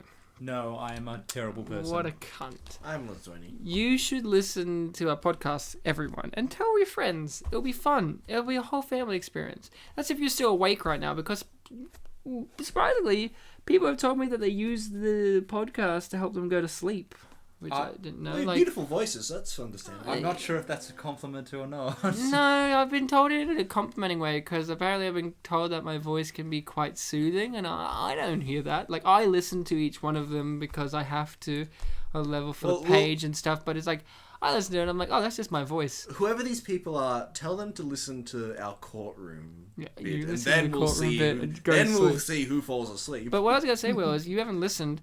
Bartek has been obsessed with you since you left. I haven't. Yeah. During the Kangaroo Jack episode where we had Luke Peveril on, he kept calling him Will throughout the whole thing. Well, we're basically the same person, so I'm physically at least, so I could understand Yeah. the mistake. Except for, Will looks nothing like Luke and sounds nothing like him. So Bartek's been missing you so hard. Like, after the podcast, he's like, when's Will gonna come back on? I haven't said that. The funny thing is, You're the one who's been saying We'll that. be able to go into the podcast and check. yeah, we'll go on. Well- we'll go and check. Like, I'm taking your word for the Kangaroo Jack one, but all that stuff about, oh, I miss Will, that was you, Ryan. No, that was you. That was also. you! I know. I knew when Will was going to come back on. I'm like, oh, Will's going to come back on for Dickie Roberts. I've known about Dickie Roberts being in this. Like, I have a list of films which could be longer if you guys gave us some suggestions. Just saying. But Dickie has all been in my list since like day one. Like, I have a big list of films that are potentials for the show, and I have to sit and look at them. My choosing method is I go, yep. I look at it and go, have I seen it before? And if not, well, I need to know more about it. Like Bandslam. I'm like, yeah, that seems appropriate. I look at the rating it gets on IMDb, and I'm like, oh, if it's, in the right level for an unappreciated one. Because unappreciated masterpieces don't get, 8.9. On IMDb, what did Bend It Like Beckham have? 6.7. Okay, so it was just kind of in. Yeah, just kind of in. But this got, a 5.4, and I don't understand that. I thought this would easily get, a 10. This does really teach good lessons, so I'm surprised. This scene's teaching me so much. Yeah, he took off the gloves, didn't he? He took off his gloves and now he's trying to get them back on. No. Now, Will, as someone who wears gloves all the time, how do you feel about him taking off his gloves? Well, he's a stronger person than me. Do you know, Will wears gloves all the time, not because he's fearful of germs, but because he had an unfortunate schmelting accident when he was younger, and he lost the skin off of his hands, and now he just has, skeleton hands. So, for our safety, he wears gloves. Isn't that right, Will? Yes. It's safety first. Safety first. That's another thing this film taught me. Yeah, this film taught me that, David Spade can dance. And I did not know that. Did you know that, guys? Dude, I didn't know much about David Spade before this film, and I'm kicking myself for not knowing it. I'll kick you if you really want. No, I don't want you kicking. I heard something strange about David Spade when I was researching this film, and I'm not sure if it was true, because there was no, source or citation for it. What's up, bro? But they said, on the set of Black Sheep, he got sun damage to his eyes, and now he has trouble with... He's very light sensitive, so he has to wear a hat often, sometimes even indoors. And I saw some photos of him in Google Images, and he's wearing a hat and sunglasses in quite a lot of them, so I don't know if that's true. No. Here's Bartek's dream girl. What do you think, Bartek? She's such a skank. Not young enough. I need more nymphets. Jesus. So, perfect 10, I never noticed that. That's good, actually. So we were talking about David Spade just a second ago, because, he's in the film, I guess. His brother had a cameo in this movie. As who? Oh, really? At one point, George is entering the house, and he says, "Hi, Andy," to someone, and it's Andy Spade. But did we see him? I don't remember. I only just remembered now. Thanks, Bartek. Hey man, it was subtle in the movie, so you barely know. Hey, what's she doing? Why is she on all fours? She's dancing. Didn't you realize this? What is this dancing? Dancing is the thing that Polish people do with sticks. In old-fashioned outfits. Do they have perfect 10 written on their shorts? No, they're not wearing shorts. They're wearing dresses. Oh. I don't wear dresses. Bartek, you don't wear shirts. Jesus. So, this is the moment that you wanted to talk about, Bartek. You're like, oh, we'll save it for when she goes off. And here she is. Iced Tea herself. What the hell are you talking about? The girl dancing. I was talking about when she was rapping. Oh, I thought you meant when she dances. No, what am I going to say about this? We've missed the rapping, but it gets a call back later. Yeah, she taught me how to rap. We forgot about that. She taught me how to rap because I did not know what rap was before this movie, and then I heard about it from her. She was rapping, and I'm like, I know how to rap now, and now I'm a rapper. You want to hear some rhymes, boys? Yes, please. Flannel. Camel. There you go. And that's how you rhyme. Dickie Roberts stuff. Thanks, man. Thanks, I feel your support. Bartek just gave me a glare, like, I take rap seriously, I'm from Poland. No, I was going to signal to Will just not to not make a noise, but then he started clapping. It was the opposite of what I intended. Because Will knows how to be on my side. Well, I'm on your side. You're just upset that I know how to make the guest not say anything by just looking at them. See, Will didn't say anything, I just looked at him. See, he's watching the movie. I'm watching the movie. Sally, I'm very proud of you. I'm proud of Sally too. I'm Sally. Yippee. See, he made a noise. Yeah, but I didn't look at him not to, so... Well, it's 'cause you're not... Gross, Bartek. Don't deep throat while we're on the air. Oh, also, the neighbor's name is Barbie? Yeah. I didn't know that was a real name. Haven't you ever heard of Barbie the doll? Yeah, but that's not a real name. It is. It's Barbie. Barbie's not a real name, is it? Barbara is. Have you never been Yeah, to a barbecue where someone is cooking something on the barbie? Oh, thanks, man. Oh my god. It's nearly Australia Day. We didn't pick an Australian movie to do. What cunts we are. Well, sorry, well, I guess We already did Kangaroo Jack. we already did Kangaroo Jack. If you really want to feel Australian Day on you, We talk about Australia a lot in Kangaroo Jack. I mean, that's got to be good enough. that's good enough, kids. And you, Jesus. and you better have your damn lamb, guys. Damn better. lamb. That's a rhyme. He learned that from Dickie Roberts, who That is, the best. So, would you guys, as actors, star in Blake's Backyard? What the hell's that? What? Have you not watched the movie, Bartek? Bartek, don't movie? you understand Mr. Blake's Backyard? Did you not truly learn from Dickie Roberts, That's former the child movie star? that he's trying to get But they in. didn't show the movie. No, but you've heard what it's about. Like, you've been told enough information to go, oh, I would star in that. Would you I star in forgot that? that his name was Mr. Blake. That's all. But you forgot. Okay, so I remember what the movie's about. He's got a heaven in his backyard. so that he would makes you house. star in it? Of course I would. By Will? I think I would play Esmeralda, to be honest. I think I'm more Good. suited for that one. So you're going to play... I want to be the garden. No, you're going I want to be the garden! Shut the hell up! You're going to be the rich dude. I'd be the backyard because I'm heaven to listen to. Okay, apparently. you can be the backyard, but I'll be the garden. Yeah, you're full of roots. You have a very soothing voice, Ryan. You're a human lozenge. Yeah, I got a soothing voice! Shh, stop it, you're putting me to sleep. Bartek's already been asleep today. We've mentioned that. I would think a lot of people have been asleep today, yeah. No? Some people are like you where they stay up all night. Well, I had a thing. Oh, I had a thing. I have things. Fine, cereal it is. Do you guys have cereal? I used to when I went to school. What happened? Did you lose your childhood like Dickie? I graduated. You still live with your mum? Yeah, Why don't you have cereal? because I graduated.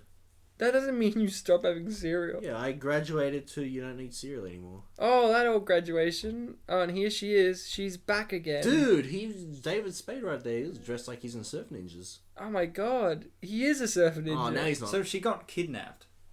So she says. And he had a really great haircut, so it fooled me into thinking that he was okay.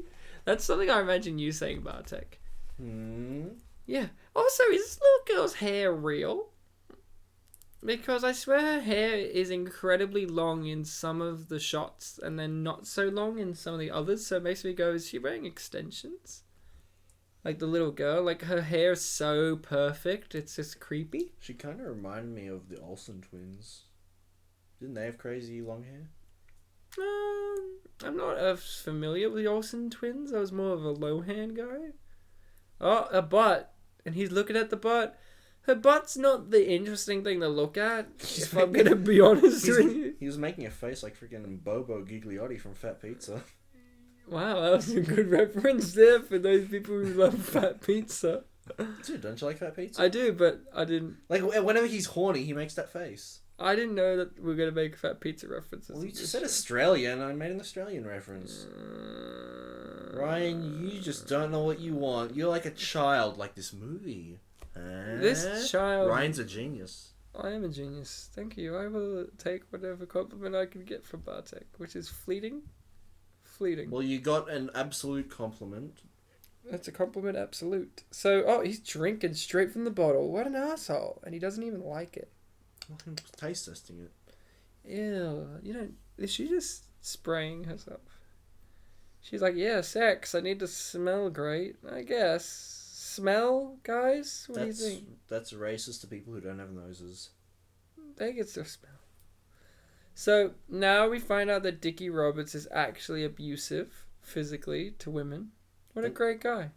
Yeah, well, he learns. He learns to not be?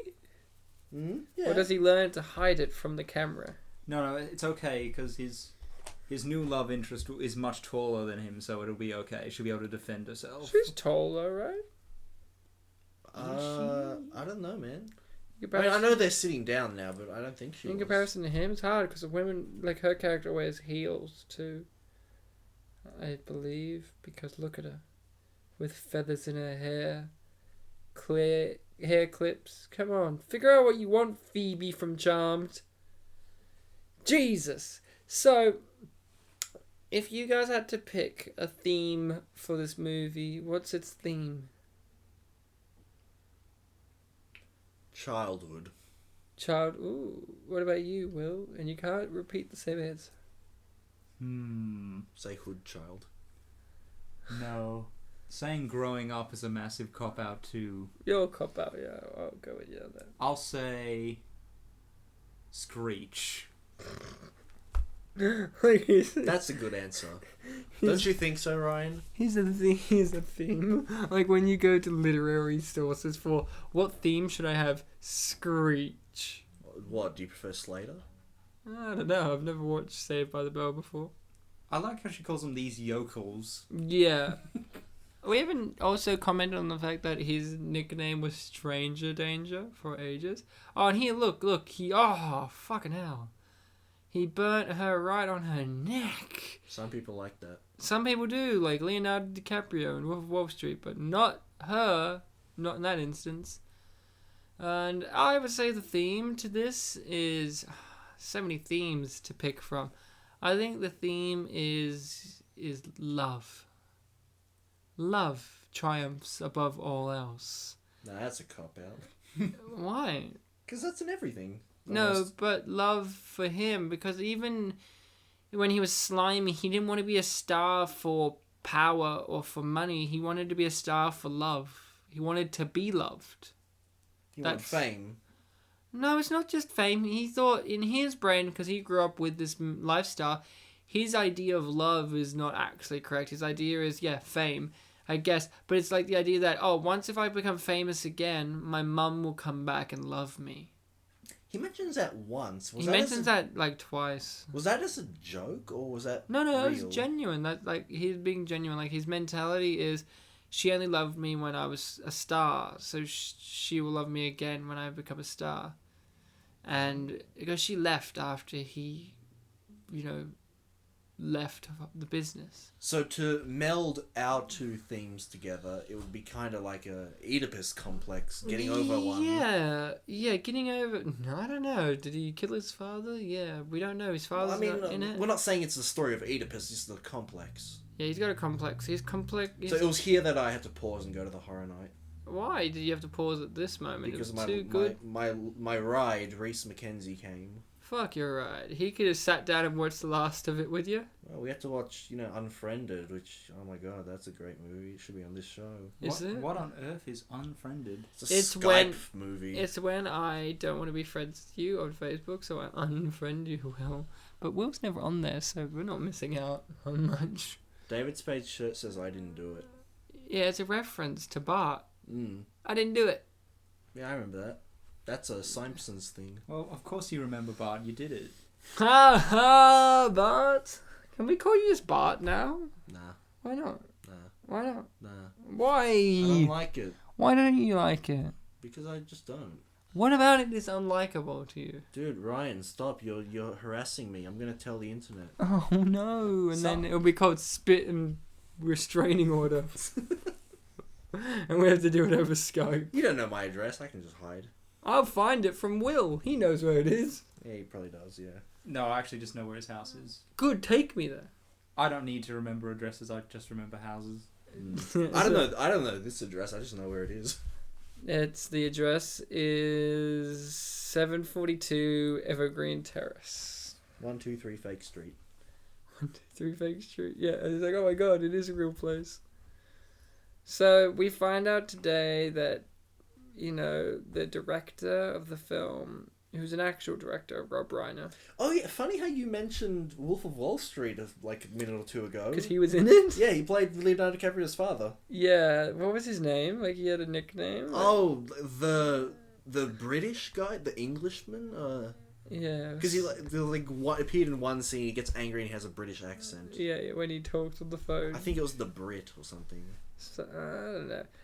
I thought either way, we find out he got attacked from that big muscle-bound guy from earlier on, who's not Turk, and his brothers were Turk though, but like blood brothers, not actual, because then his name would be said.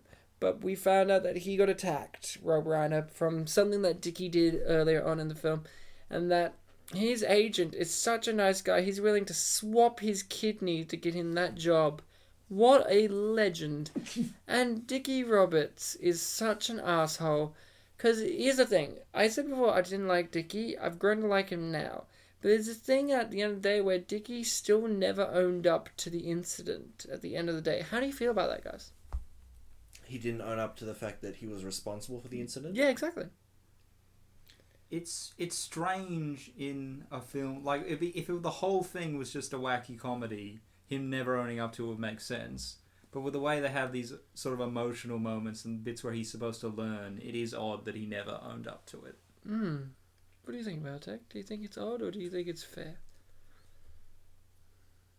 I mean, he probably should have owned up, but on his side, for what it's worth, he didn't really know it was going to happen. Yeah, but then he did find out, and then he went to the audition, and Rob Reiner's like, hey, it's not your fault, it's not like you caused this to happen, and you see him willingly choose not to say anything. Well, he needs that role. It doesn't matter. It matters to him.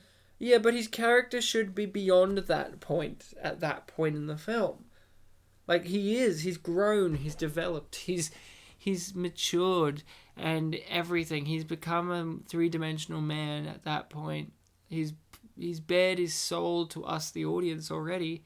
So at that point, I think that he should have been honest. But Dickie didn't, and that is why this film is a unique masterpiece. That's what different. I'm saying. Yes, but with masterpieces, there's always contention. Isn't that right? I think at the very least, he should have owned up to Sydney. At least to his agent. Like, oh my god, that was me. But you're right, Bartek.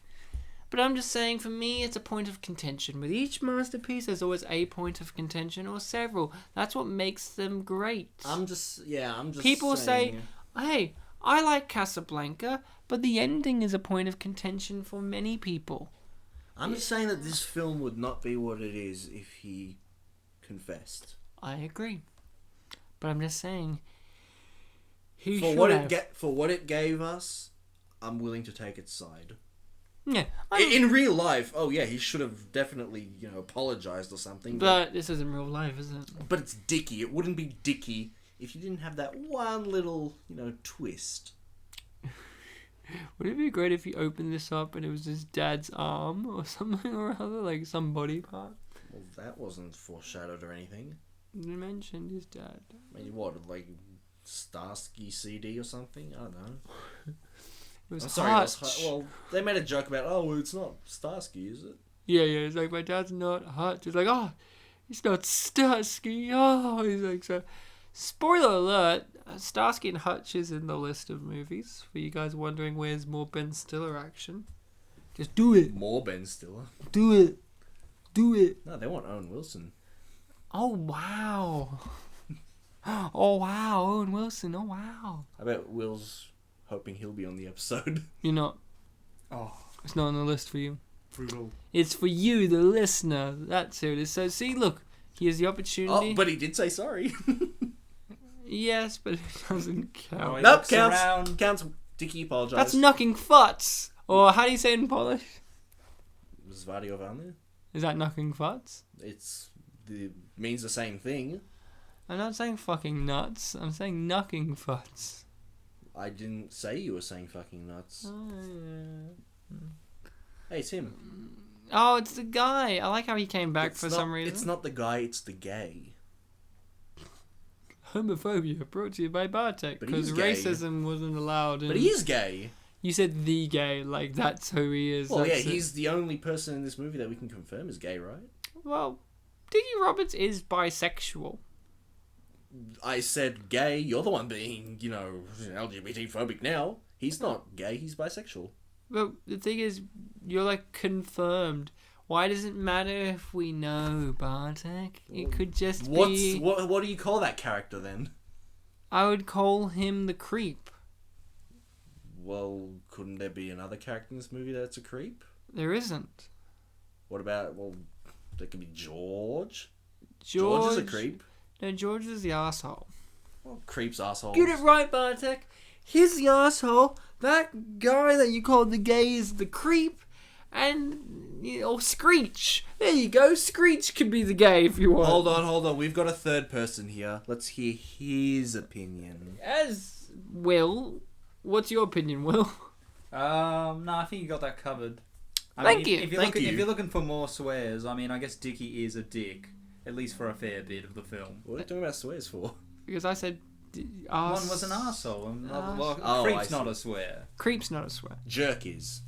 Jerk your gurk. Very Gherkin. mild. Very mild. That's what I was referencing. Jerk your gurk. Earlier he was like, I'm going to drain the main vein. Oh, we missed one of the best ones where he's like, oh, I'm going to nail this role like Jesus the Carpenter. To get back on the drain the main vein, my dad thinks that that's my catchphrase, because apparently I said it once. I think it's your catchphrase. But I only said it once. You say it all the time, Bartek. You've said it like No, I 2 haven't. dozen times this episode. No, I haven't. I tell you I haven't. Wait, what haven't you said? Drain the main vein. Whoa, that's like 3 times in like 1 minute. He Out of tricked me to control. say it. Oh my golly gosh. Bartek, stop draining the main vein right here in my lounge room. Okay, look, let's just calm down and watch this movie. So, Drain the Main Vein is walking through the crowd now, and Wait, he's you getting just into- said drain the main vein. I haven't. Look, now he's draining the main vein to the microphone. My god. So he's Insane. now here's in where the main vein. at this point, at this point, you drain the main vein. That the fact that that they're sad that he's going. So obviously it's like, oh well, we can't leave them sad. So obviously that foreshadows that Dickie's going to be nicey. So these are just bits from David Spade's life. Yeah. I like how you can clearly tell it's David Spade because he has different hairstyles in comparison to what he does as Dickie Roberts. Like that one is David Spade, and that one was Dickie Roberts. But that's David Spade. You know what I mean?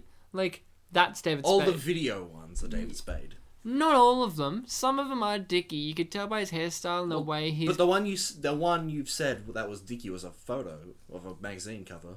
Yeah, that was different because. See, that one says Roberts, so it can't be Spade. No. That one's not Spade, but some of them were just David Spade. You could tell by his hair.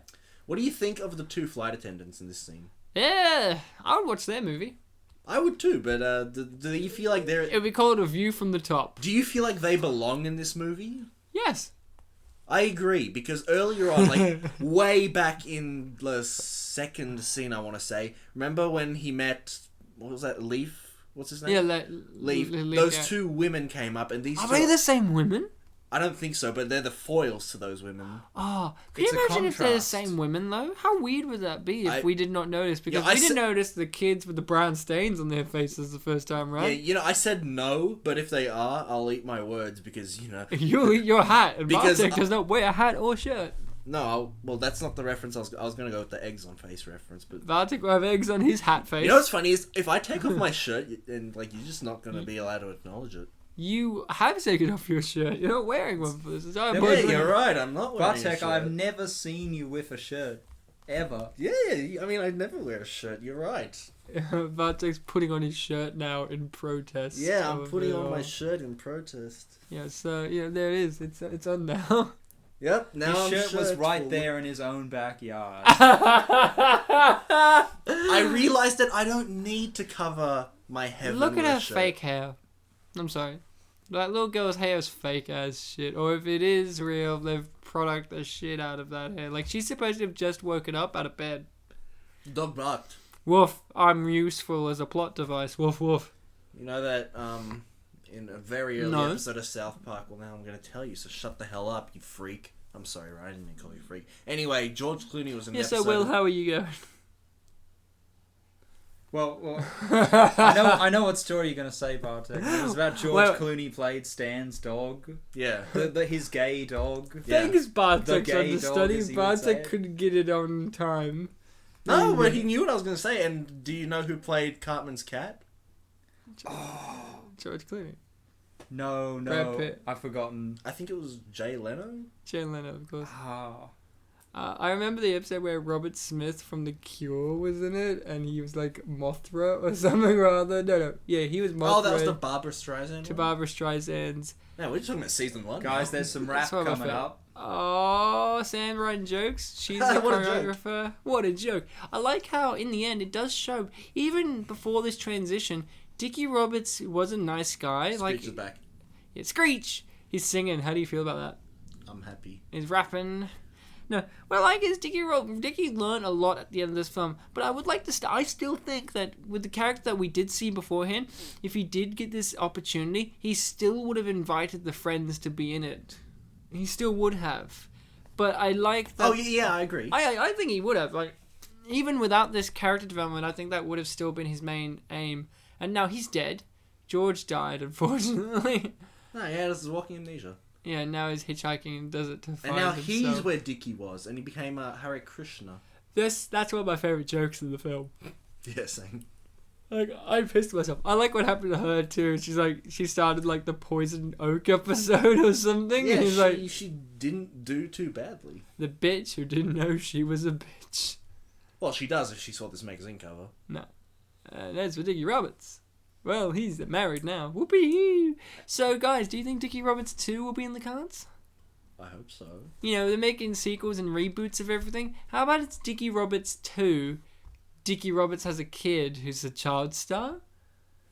And he's... Oh, so like a prequel? Yeah. No. Yeah. What do you got? He had a kid. He before has a he was kid. Oh, born. okay. Dickie Roberts Jr. Dickie Roberts Jr. Dickie Roberts II?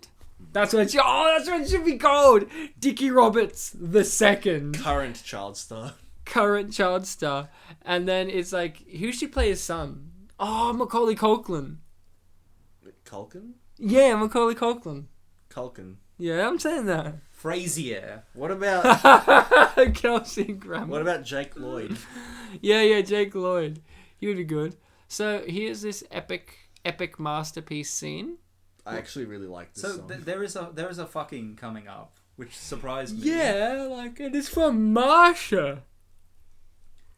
Marsha from the Brady Bunch swears. Well, of course it has to be from a wholesome character, right? Fun fact, John Farley was the referee, and I do believe he's related to Chris Farley. So, you know, Dickie Roberts is very much like David Spade in the ways of he doesn't forget who's close to him. That's really beautiful. So have you seen many of the shows that these... No, I haven't seen many, but I know of. Yeah, I've seen the Brady Bunch, but I don't think I've seen an actual episode of, like, some of the other ones. So, yeah, the Screech line's coming up, and they don't mention it, but obviously he's Saved by the Bell. And there are only 2 of these things that I've actually seen and really enjoy. Obviously, Saved by the Bell, and then the later one's coming up, and I don't know why it's here. Do you know? Grease with Kaneki? Yeah! That's... Okay. He was Now- 28! Now, that's the thing I was going to bring up. I was so confused as to why Kaneki from Greece was in this. Because I get the idea that it's people who are successful in one thing and they're only known for one thing. But this is child stars. They're all child stars. And Kaneki wasn't a child. Now, like you said, I didn't know he was necessarily 28. But I was like... Well, he wasn't playing a kid either. Yeah, well, like, I looked it up. Saved by the Bell, after. they're playing teenagers also, but they were young. And... Screech, Dustin Diamond in particular, was like way younger than the rest of the cast. Exactly, so it's okay for them and for the Brady Bunch kids and all of them. Like, you know, but Kaneki was in it. And also, I'm really upset because out of all of these people, Kaneki, I will be honest, except for, like, Florence Henderson and all that, but, like, out of all the kid actors that they actually have in this, Kaneki actually went on to do heaps of good stuff. Like, he was, unfortunately he's passed away now, but he went on to do a TV show that I like called Babylon 5, and he was really good in that. But he went on to do heaps of other cool things. He went on to be a big Broadway dancing actor as well. Like, just because he wasn't, like, as popularized as Travolta, but he did much better than everyone here, so why is Kaneki in here as well? Like, after this, I was like, wait, was he really young in Greece? But everyone was like an adult. It's like if they got the guy from Ferris Bueller who played his friend, Cameron. He was like 30 years old when he played that teenage boy, and he's gone on to do stuff. So that's the exact equivalent of if they did. He's not as famous as Matthew Broderick, but he is doing more work than Matthew Broderick. Same with Kaneki. Kaneki isn't as famous as John Travolta, but he's got a good, incredible body of work. Like, why is he here? I'm actually really annoyed about it now. Yeah. By the way, they added Screech to the whole crowd shot. He's in like the top left area. I think Screech. Yeah. He wasn't there at the beginning, but then they put him in, so that's good. Screech! And he has that line where it's like, I'd rather be called Marsha than Screech. Yeah. Why is he called Screech?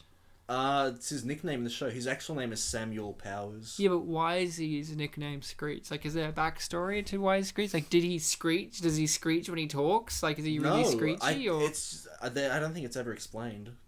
Why? It's just one of those mysteries of the universe. I thought this guy was Mark Wahlberg for a moment. Yeah. So Kanicki's here for no reason. I can't get over it. Yeah, I think he's like 2 away from his part, and he like shares it with some. No, I think rough guy. Oh, really? I thought it was just him. Yeah, there he is. Yeah. Yep. Jeff Conaway, Kanicki, and I'm just really annoyed that Kanicki's here. Fuck you, Dickie Roberts, for discrediting Jeff Conaway's work. I'm just baffled, yeah. Maybe one day he walked onto the set and they're just like, "Do you want to be in this music video?" Well, apparently that was the story of Andy Spade. He like visited the set that day, so he gave him a cameo. Have you listened to the Anchorman audio commentary? Because it's like never the audio commentary. They don't talk about the movie at all.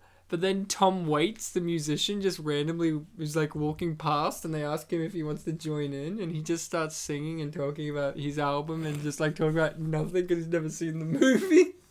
I like audio commentaries when they're like that. Like, have you heard the Ali G in the House one? Yes, and my favorite is the Cannibal the Musical one, where he's just talking about like his ex, and he's talking about what a bitch she is. I feel like we've talked about this exact conversation before. Okay, so at the end of the movie, did you guys listen to all the way to the end credits? No, but I skipped to the end and they were laughing or something, wasn't that? Yeah.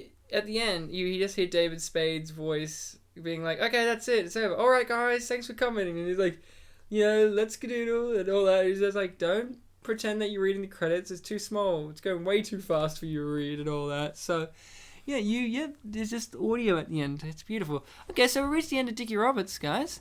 So it's time to hear what we have to say. So, Will, you remember the rundown? A review, and if you had to give it a rating, out of whatever you chose, or you choose, let's hear. What do you have to say about Dickie Roberts' former child star?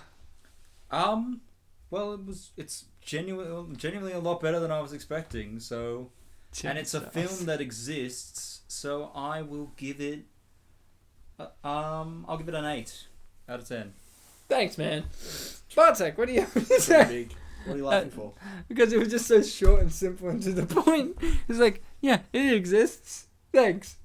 8 out of 10. Not since Kangaroo Jack have we heard one so brief. Not since his first. Why not really one so brief? I can't remember what the first one had. His first one was all like, I don't understand. I don't know film, but I feel like I know film.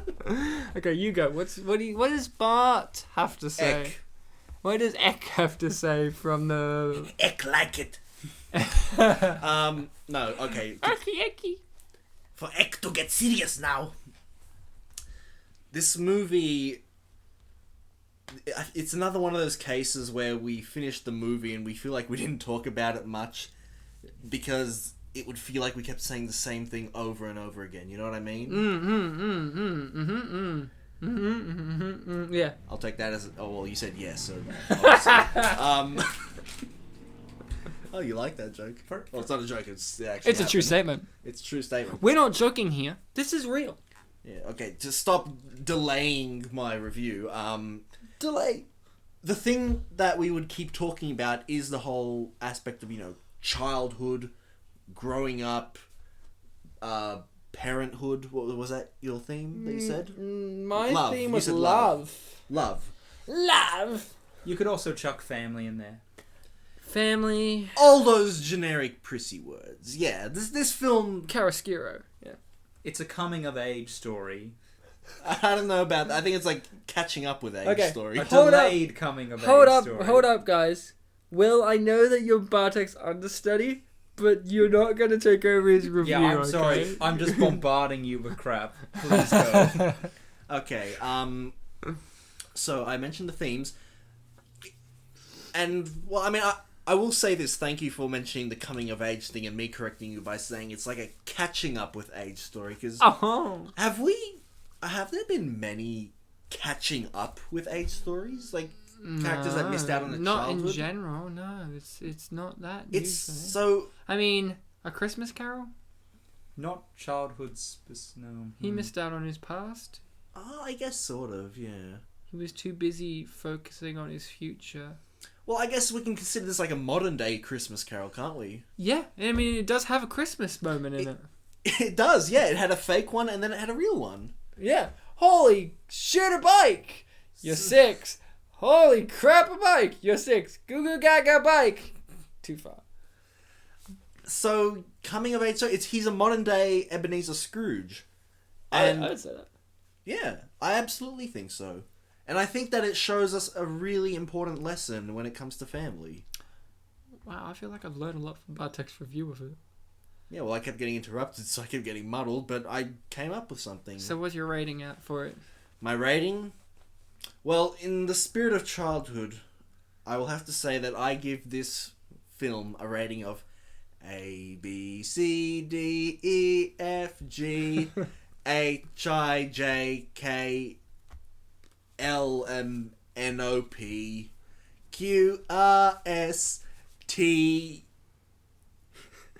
U, V, W, X, Y, and Z. Out of A, B, C, D, E, F, G, H, I, J, K, L, M, N, O, P, Q, R, S, T, U, V, X, Y, and Z. Screech.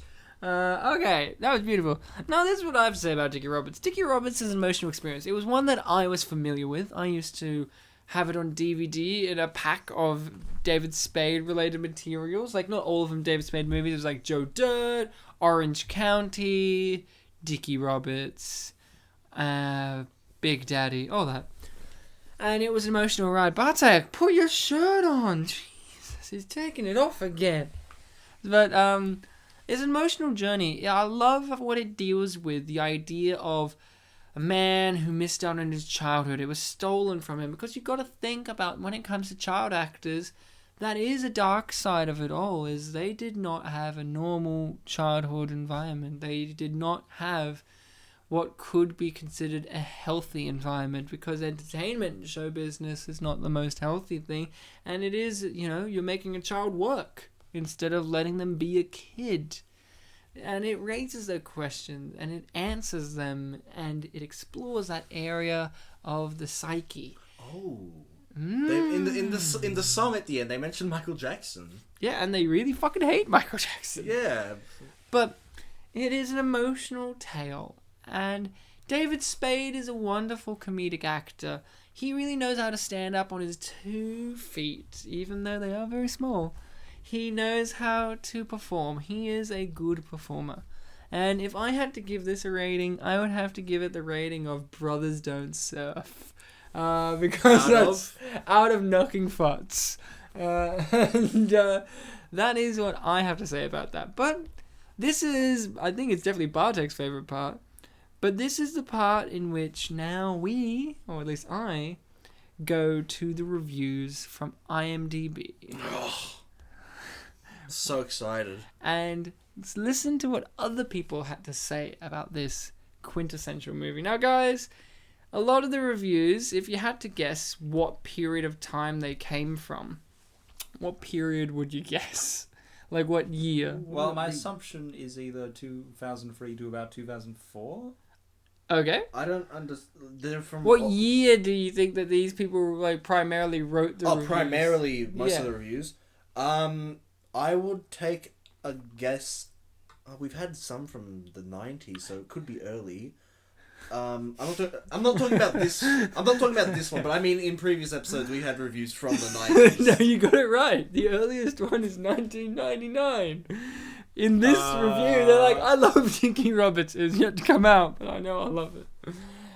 I'm just saying it could be anything because. All right, you gave the lame answer anything.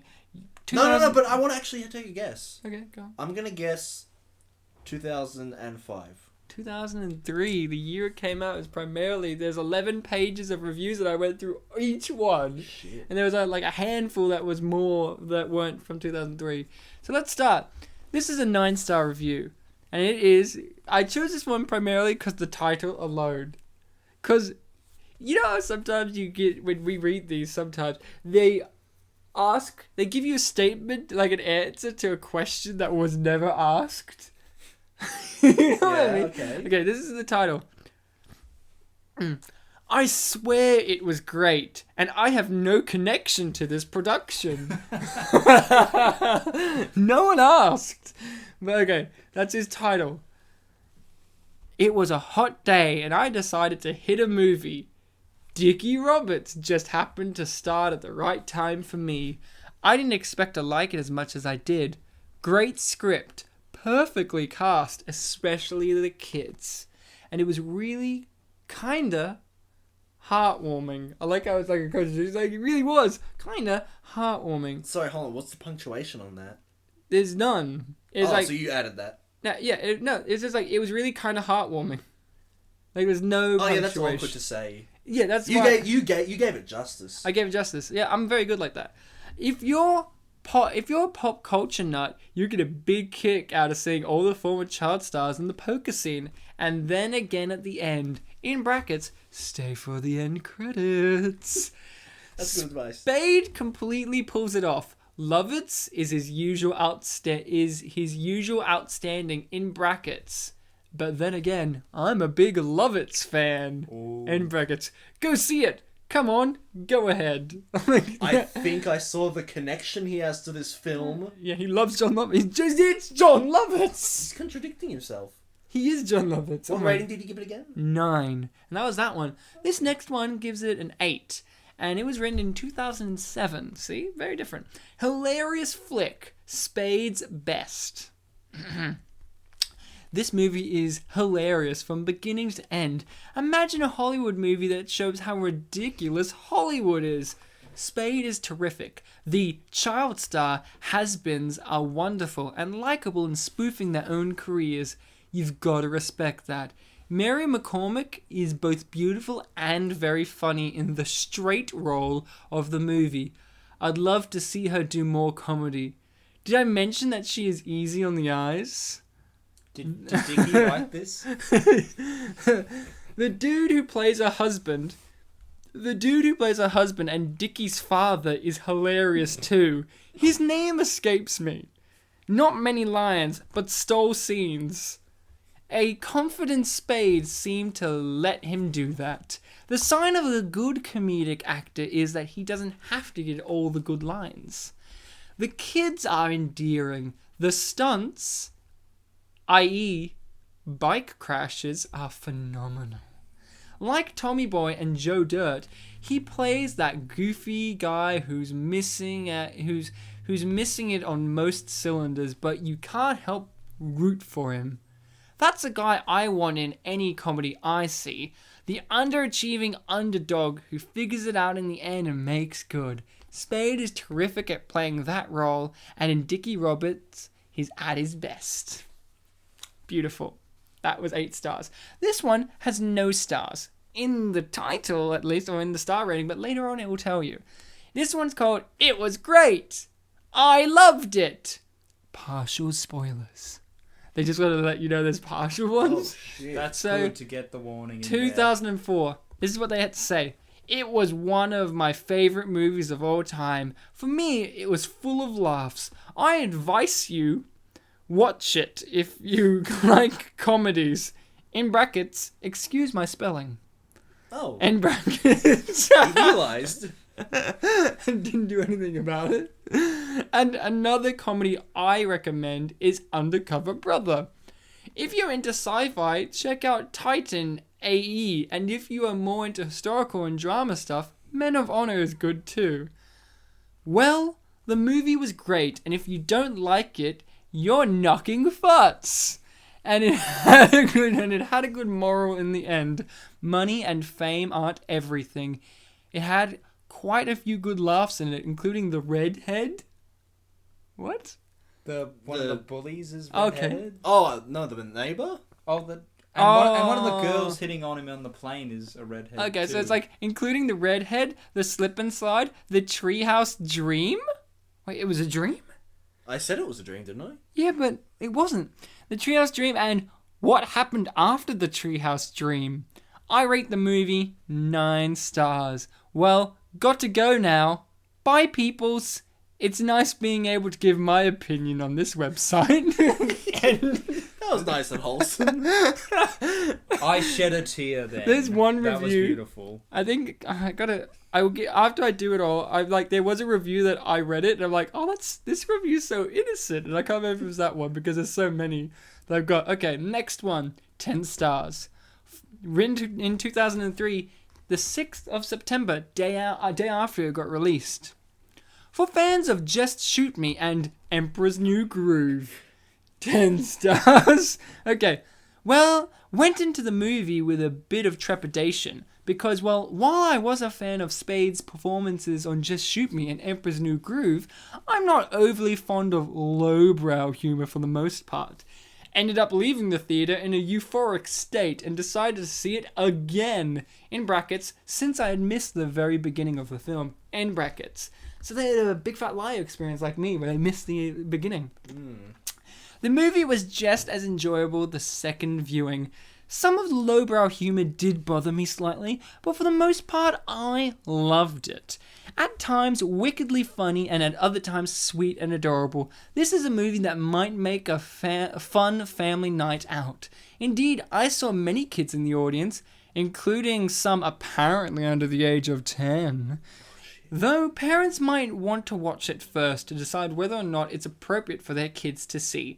One joke was particularly lowbrow, though some in the audience loved it so much that they clapped. It involved a guy asking Dickie for his photograph, and Dickie's subsequent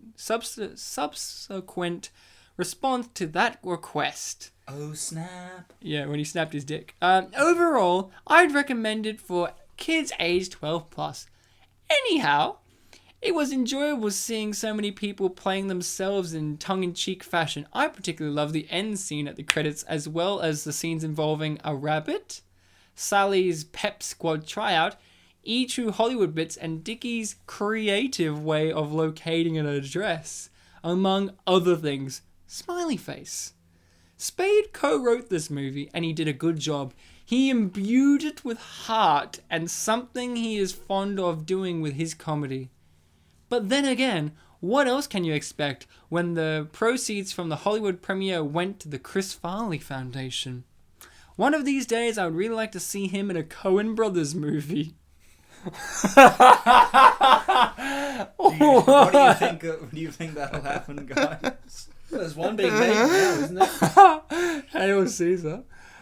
Where did that come from? Okay. Is David Spade Let's in not that review too? the review. This person's last bit was, I would really like to see him in a Coen Brothers movie. Anyhow, I'll be buying this on DVD when it's released and might even see it again in the theater. I definitely recommend this movie for fans of Just Shoot Me and The Emperor's New Groove. 9 out of 10. That one. This one is, oh my, Spade is funny. 8 stars.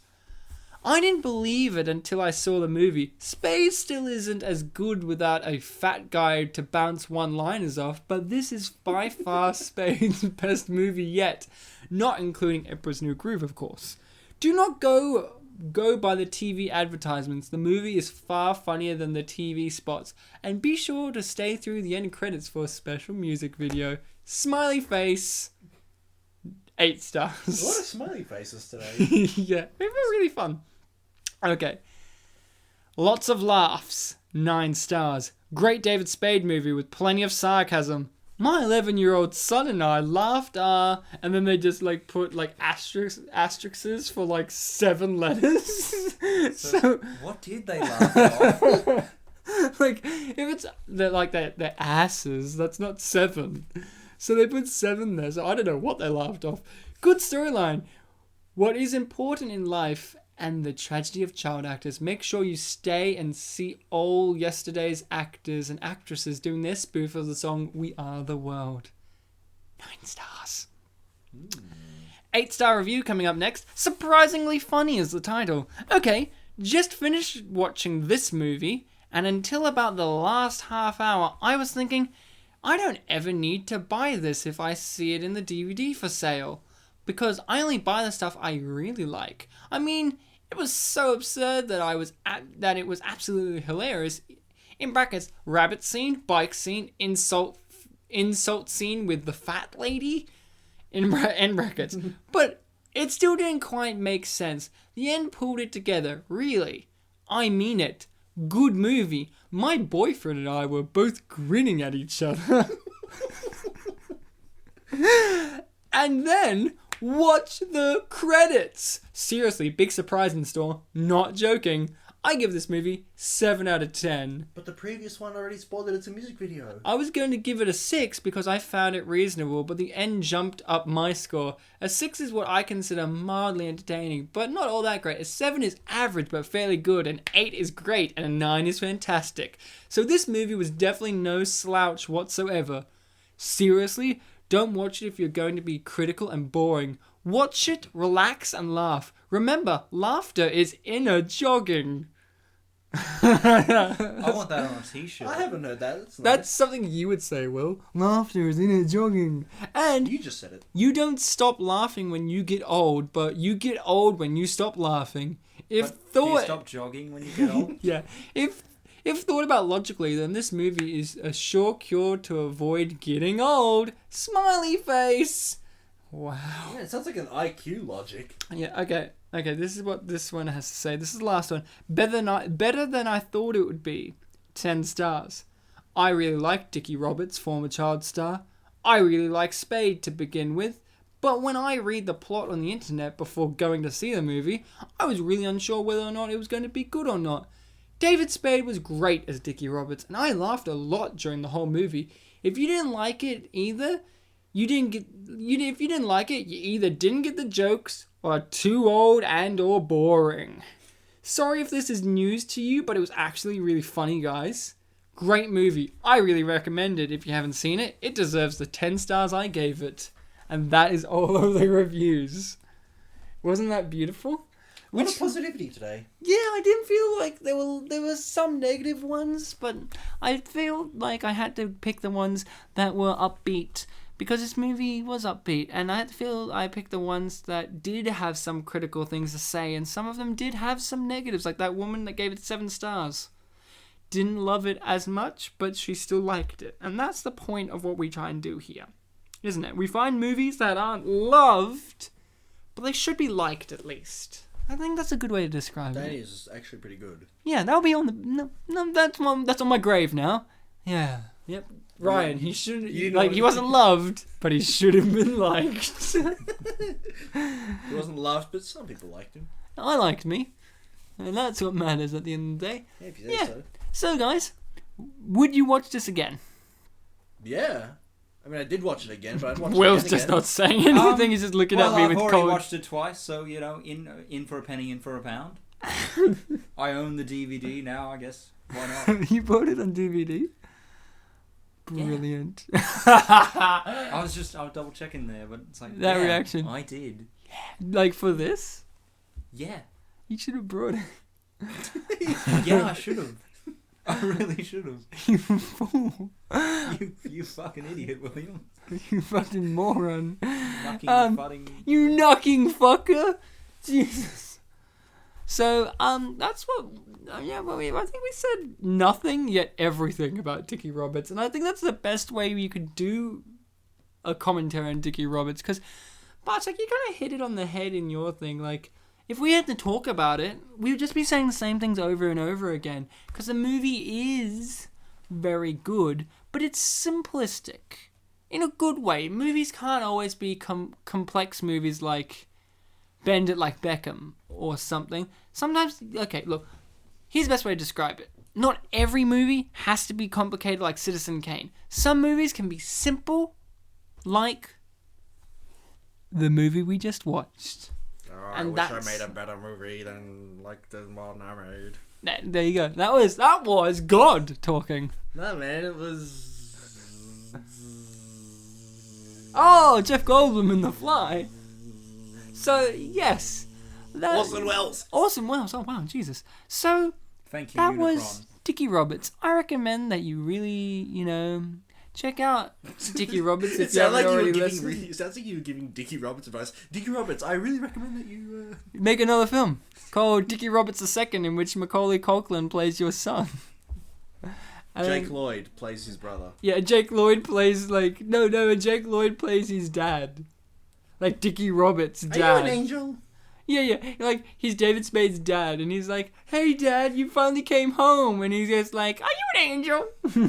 And then he's like, "He's your Turbo Man, son." And he's like, "My dad gave me this," and then you see, tense. and then you see, and like his dad is Arnold Schwarzenegger, so like David Spade's grandfather is Arnold Schwarzenegger. Well, in the words of Jake Lloyd as Anakin Skywalker, that is so wizard. Did he say that? Yeah.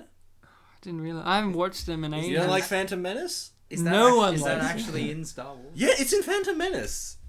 The kid is like, his friend on Tatooine is like, that is so wizard, Annie. Oh, but Anakin didn't say it. Well, he said it to Anakin. Yeah, but that's not Anakin saying it. He's just, ah! Okay, well, I'm not going to say that kid's going to be the... That is so wizard. Oh, Yeah, see, it's wizard. wouldn't it be weird if, like, that kid... George Lucas is a genius. Spoiler for Star Wars, the new ones. Wouldn't it be interesting if that guy was, like, that kid who said, "That's a wizard," is Supreme Leader Snoke? like, and he's like, "Kylo Ren!" Guys, I saw it the other day, so I kind of remember his voice. He's like, "Kylo Ren, I think you're pretty wizard." And then you're like, "Oh, it's Anakin's friend." There better be a callback to the wizard line. Yeah, but thanks for joining us, listening people. Hello, listening people. Goodbye, listening people. I'm very glad that we got to talk about Dickie Roberts with you coming with us on the journey. Will, as always, it's been a pleasure to have you, and you'll be on again in the future. Don't know which movie, not Starsky and Hutch. Always good to be here. It's always good to have you here. As you guys should do, and Will including you should listen to the other episodes if possible. I recommend them. I enjoy them. I think they're quality entertainment. I know, I'll be listening to the courtroom bit. Yeah. And coming up next month, at the start of next month, Bartek and I are going to be endeavoring to do a creative new kind of thing with Unappreciated Masterpieces. There's going to be a bit of a theme going on for a little while there. So, keep aware of And it. funnily enough, just like last week, there was one. There was one in this film too. That's all I have to say. So, yes. And if you want to contact us, if you want to give us any feedback, any requests for anything, the link to the Facebook page is there. And if you don't have it, it's just Spit and Polish Presents. That's there. Like the page. Share anything you want. Get us around because, I've been very happy. I've been looking up, our information of how many people are listening, and I'm very, very happy with what's been happening. I mean, we've got American listeners now, and like a steady amount of American listeners, and that's just blowing my mind. So, That's the country these movies are from. I know, except for Bend It Like Beckham, wasn't Yeah, that one's Britain. Britain, and except for Kangaroo Jack. And Thunderpants. And Thunderpants. So Oh, Jesus, we went to America at one point. we went to America. So, yes, you guys have been fantastic, wonderful listening people. But, So good Bartek, listening. Huh? it's been wonderful to be with you again, to have you by my side as my Merlin to your King Arthur in the journey of trying to find the Excalibur of Unappreciated Masterpieces. It warms my heart that throughout the episodes, we make jokes at each other, jabs at each other, and then at the end we can appreciate the journey we went through. Yeah, I think it's a bonding experience. And Will, as I said Merlin, and I looked at Will, I'm like, no, Will's Merlin. You're Lancelot. There you go. I changed it. Will, you can be Merlin. You're in it every now and then, but it's mainly about us two. So I have an affair with Arthur's wife? Probably. And then you That is what die. Lancelot does. And then he dies, so fuck you. Judas. To my Jesus and Will's God. We've already established he's my Can I dad. at least be Jesus Christ Superstar Judas? Sure. Thanks. I Sure. get to wear the disco suit. Yes. But you guys have been wonderful, fantastic listening people. Until we meet again, have a fantastic time. Bye. Knocking facts.